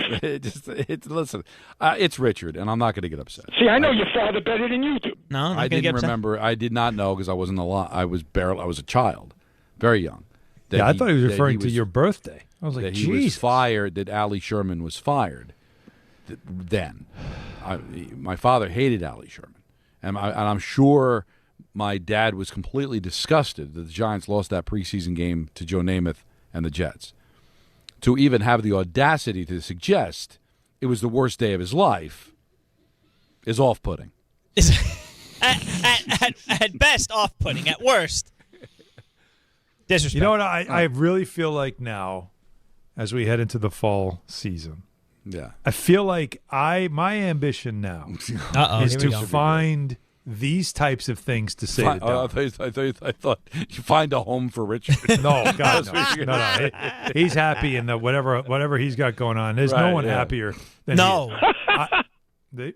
I need to find the just randomly in the middle of his show. Don, something happened 43 years ago that made your father miserable, or just come up with things like that. But it's attributed always to your life timeline. Right. Because it's all he's doing. He's just finding things that happen in the world, but then he looks up what was going on in your world, and he puts them together so you care about it. Well, you were just saying, you were accusing him of not listening. He listened enough to know that my dad hated Ali Sherman, that hated Joe Namath, and that was a bad loss for my dad. He said Peter's name, and Peter hasn't been on the show all week. Listen. Was he listening in the moment? No. But you know what? Sometimes you get into that habit where you just say the 3 names. I'm trying to give him the benefit of the doubt a little bit. Okay.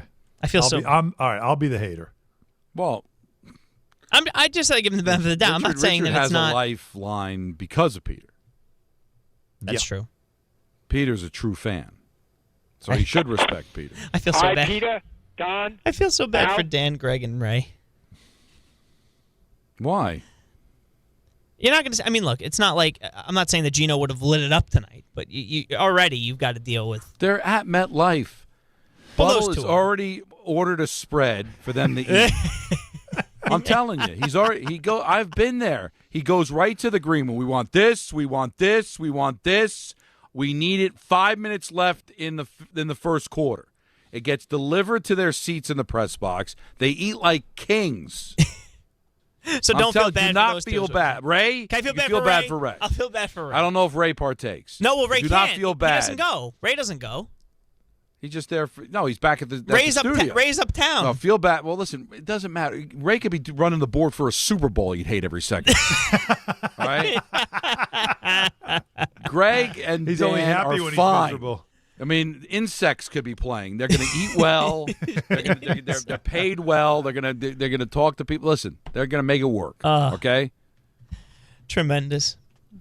Geno Smith playing might have actually gotten in the way of their enjoyment. It could have been. It could have been. Now I got to watch from the beginning. So this story popped up earlier this morning, and Alan noted it on Twitter. I figured, Alan, it'd be best if you kind of told the people the impact that this could have. A valuable member of Mike Brown's coaching staff will no longer be a part of the Knicks. Jordan Brink, the assistant who served as the team's director of video services and player development. So all those challenges that you saw that were key and instrumental in many of the Knicks' wins this year and in the playoffs on that OG play, he was hired by the Bulls to be the assistant for Tiago Splitter's staff, the New York Post confirmed.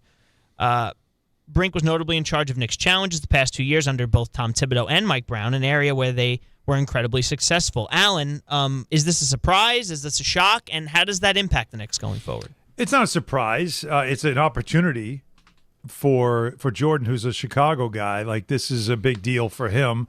Anytime you're a second-row assistant coach, you're trying to make your way to the first row, right? So you're always looking for opportunities to climb. Jordan was here with Tom Thibodeau. He's a video coordinator. He's really good at what he does. Very quick, so he's able to catch the reviews fast and make the fast decision you have to make. You know, Mike Brown in coaching challenges this year was 5th in the NBA. You know, like they were really like there's a lot to those challenges. You know that they do change everything. And I think that's something that you have to make sure when you replace him that you replace him with somebody that is just as competent, because that's a weapon. Oh yeah, it's a huge asset, but it's a weapon that you can use, because if you trust that your guy is going to make the right call, you know, players are always asking for the review, right? They're going to always do that, but you know, I think it's something that to watch now is can they find somebody as good as he is? Because for the Knicks, Jordan Brink as an assistant coach who was in charge of, you know, coaches challenge reviews, he was one of the best. Just the little subtle things of why it's hard to repeat, because you do lose assets along the way. Because other teams want your guys. How did they get to where they are? This is part of it. Okay, we want this guy. So we'll see. Something that the Knicks will have to replace. Alan, you sent this earlier as well. We talked about the Knicks schedule. We even talked about the Nets schedule for Joe Leo. But well, I hope it was for more than just Joe, but we have to put a face on it. It's Joe. It's Joe. Here's a fun fact about the 76ers schedule. This was a tweet that came out earlier. Now, of course, the schedule's been out, but there's some observations about it. That they don't play a game against the West until Game 18. They don't play a game on the road against the West until Game 21. They don't begin a Western Conference road trip until Christmas Day. And they have the least amount of 3 games in 4 nights in the league, and the least amount of back-to-backs, and the max amount of national TV games. Not going to say it's favorable, but certainly a schedule that you'd want to have if you're a team like the 76ers. Anything to do with the fact of who came there? There's no question. Okay. Really? Oh, yeah. Well, how fast do you think they put the schedule together? They usually can't get Maybe that's why Adam was so mad. Late July, yeah. Remember when Adam said we have a schedule we got to put together? We need to know. And a lot of it had to do, of course, with national games. But I also think when you look at this does really reek of – I don't want to say they're not helping the Sixers, but it really does have this sort of feel of tailoring a schedule for a team and how they're constructed because, again, Embiid's a guy that can't stay healthy. LeBron is 41 years old. And now you have a schedule where they don't play a game on the road in the Western Conference until the first quarter of the season's already over. So they're not taking long road trips till first quarter. They don't take a full road trip with a Western Conference team until after Christmas. But that could also be a disadvantage. Lets him get off to. They're also keeping him away from his. They're also keeping him away from his family. You look at that. Well, think about Christmas. Isn't Christmas Day in L.A. for the Sixers? Yes. You don't think that's for LeBron? I'm sure it was for LeBron. Of course, it's for LeBron. And they're off. They get to actually spend a couple of days in L.A. because of it, which is benefiting him. They have the least amount of back-to-backs.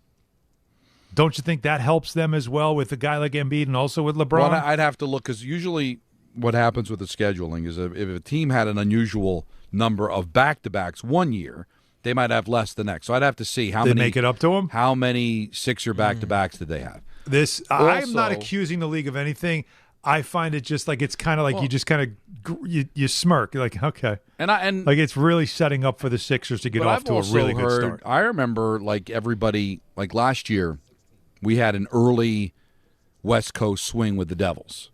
Yeah, it was Game 10 was our first. We went to Colorado, then went to the LA teams. So we had one in the first couple of weeks of the season. And everybody kind of looked at it as a good thing. Let's get it out of the way. Get it out of the way. You know, sometimes when you have them later in the season, and it becomes a problem. Like the idea is like, listen, let's hit the ground running here. Let's see if we can win and get it out of the way. It's the teams that now like, oh, they haven't even played their Western swing yet. You know, I listen, I never played, but if I were a player, I think I'd want to get a West Coast swing out of the way. No, a lot of times the Eastern teams want the West Coast trips in the middle of the winter to get away from the cold. Yeah, that's that's why you love having those Western. Like the Knicks are benefiting. Their long West Coast trip is early January. That's nice. That's literally like it's exactly where you want it because you just want to just get a little refresh. You want to feel good. But it's the controlling back-to-backs, the 3 games and 4 nights stuff. Very, very careful with this schedule. And look, why wouldn't you if you're the NBA? Like we talked about it yesterday or earlier this week, hammering a lot of Knicks Sixers and Knicks Cavs and Knicks Pacers, hammering all that early in the schedule is to your benefit because what you're trying to do is draw eyeballs to the sport during football season. The only way to do it is to give me some marquee matchups. And then once I get to January, when football really starts to slow down, and February especially, well, now I can get all these games that nobody cares about. But you got to play them, so you play them then. So I understand it. I don't have a problem with it. But it just kind of gives you a smirk at it. Last year, the Sixers played 16 sets of back-to-back. Which was tied with the most in the league. So Don might be onto something a little bit there, but at least, or it's a convenient way of saying we're making up for last year, and it's also nice that LeBron's a part of it.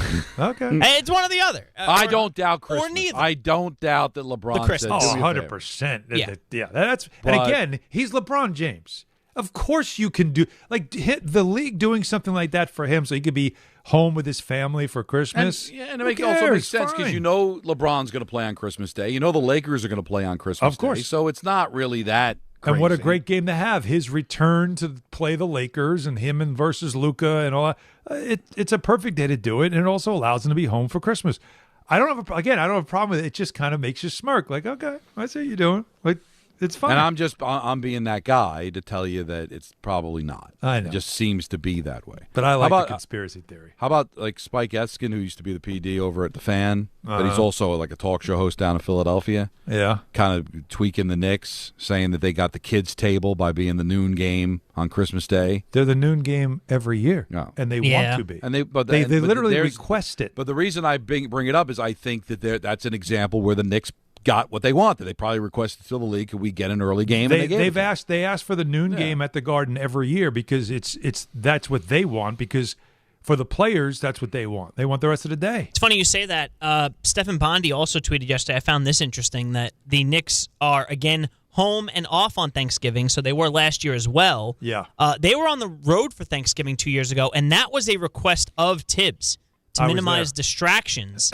Yes, I remember this. And apparently that was a problem for the family-oriented roster. I was with them on that trip because I did the Black Friday game against the Hornets that next day. I think actually we flew into Charlotte after a game the Wednesday. I think that was a road trip. But I remember coming in, and then Thanksgiving we had Thanksgiving dinner in a hotel. Oh, wow. And they played the next day, and it was a terrible game, but they ended up surviving and getting the win, but it was a bad game. And, yeah, that's when it started to turn. Like, players are kind of grumbling about a lot of this stuff. So, yeah, no. I have noticed that the Knicks are home, and they play on Black Friday at home. Mm-hmm. This is the second year they'll do that, and they'll be home for Thanksgiving, which is all part of the deal. And the year I did a few games. Matter of fact, I think I did a Black Friday game with you at the Garden. Yes, we did the Miami game together. Right. That was where the Rangers played early in the afternoon in Philly. And I did the pre and post for that, and then I went from our studios over to the And you Garden. remember, Don, it was one of those crazy Nick 20-point comeback games. That was a huge that was a highlight. That was a big comeback. That win. third quarter might have been one of your greatest play-by-play moments of your career. Oh. That third quarter, fellas. I'm not gassing up my guy here. This is real. Because it was if I'm not mistaken, it was like a 20 to something run. Yeah, they like went 20 to 1 run. or 20 to 3 or 23 straight points. And you it was tailor-made for you and your voice and your energy because the building started rocking and you were on it, and it was phenomenal. Phenomenal. I forget who it was. So they didn't hit a last-second shot, but the Heat missed a last-second shot that would have won the game, and it rimmed out. It's like Tyler Hero. That was a fun game, and I got to do it with you. Oh, we had a blast that day. So it was really you guys. You guys started all of this. There's something to be said about the comeback started. When they the Don talk and about Allen giving combo. out rings, if LaGreca doesn't get one, I don't want one. Well, how about that? They didn't win that year. Doesn't matter. It all started there. The resilience. Everyone that touched this in some capacity deserves. Listen, go back. Have Santiago go back to that game. Who also needs a ring. And do a highlight LaGreca calls of that run, and then play it and tell me I'm wrong. I'm sure there's something in the system, Jake. Oh yeah, we've got plenty from that. We got to go back and find the. No, it was Black Friday. It was easy to find. It was the Heat game. We'll find it. And it was the 20-something run that they went on. Will we find it in the next 2 minutes? I'm not sure. No. Well, we got till Monday. Monday. It'll be okay. Till Monday. Little NBA trade today, by the way. Cavs are sending Dennis Schroeder to the Charlotte Hornets with cash for Trey Mann. Moving money. So that's just moving some money. So there's that. We did see the number one overall. They might not sign Harden, by the way. Keep an eye on that. Really? The Harden thing, like Harden's people are really pushing on them to give him money. They think that the Cavs are now desperate because they didn't get LeBron, and like now they've got him against the wall. And if you're Cleveland, you got to think twice about giving in, where now Harden all of a sudden wants more guaranteed money, and you're now locked in with him. Be very careful. Don't want that. Last night got to see number 1 draft pick Fernando Mendoza against the Arizona Cardinals, who were Carson Beckless. Mendoza threw a touchdown pass in the debut. The Raiders did lost, I should say, to the Cardinals 27-14. The Heisman Trophy winner led 1 touchdown drive for the Raiders in 4 series, not including a kneel down at the end of the first half. Finished 10 of 16 for 97 yards and a 6-yard touchdown pass to Jack Beck. Mendoza on his first NFL game. Yeah, first I want to thank God and my teammates and coaches for allowing me the opportunity. Today was an invigorating experience where there's not many moments where you feel fully alive, and on the field is when you feel fully alive, especially in the NFL atmosphere. So I want to give thanks to that. It was great to get out there, get my feet wet. At first, especially the first drive, felt a little sped up because so much anticipation and excitement. However, I feel like my teammates around me protected me very well, and they helped slow me down, and I think it was a good experience. He seems like a great kid. No, he's a good kid. He referred to the Vegas Strip as a haunted house that when you're a kid you don't go near. No. It's right. This is he might get eaten alive out there. That's what I was going to say. I didn't know you had audio. I didn't know if Don saw this. He said he's treating the Vegas Strip like that house on Halloween that you avoid because everybody says it's haunted, and you just don't want it. You don't want to find out. Like you'd rather not know. Well, that's going to do it for ENN, everybody. Oh, look at that. That's a good ENN. That's right. Very good ENN. It was a good week of ENN as Yes, well. it was. I'll note, Jacob did have a cut. We just don't have the time. Just don't have the time. So That's too listen, bad. Monday's a different week. So we got that going for us. Jake, you're with us, though, right, which next is week? nice. Oh, that's no right. all Anthony's week. flying away? No Anthony. Just me, you, Peter. You're in charge, though, right, Jake? That's that right. was ENN, and Let's it's go, brought baby. to you by Boost Mobile. Boost. Don't overpay. Get unlimited talk, text, and data for $25 a month forever for life, for real. Switch now at boostmobile.com. That is so Mayor Mets Quimby. next. Enjoy your vacation, Anthony. This is DiPietro and Rothenberg. I take the car service home heavily medicated on Ativan, right? And my wife had told me prior to that she didn't like the way I was on Ativan, that I became hostile and agitated. So the Giants lose that game 24-21. And I said, I can't take it anymore. The season is over. And I took the vinegar and I dumped the vinegar out on her computer. And she said, what is the matter with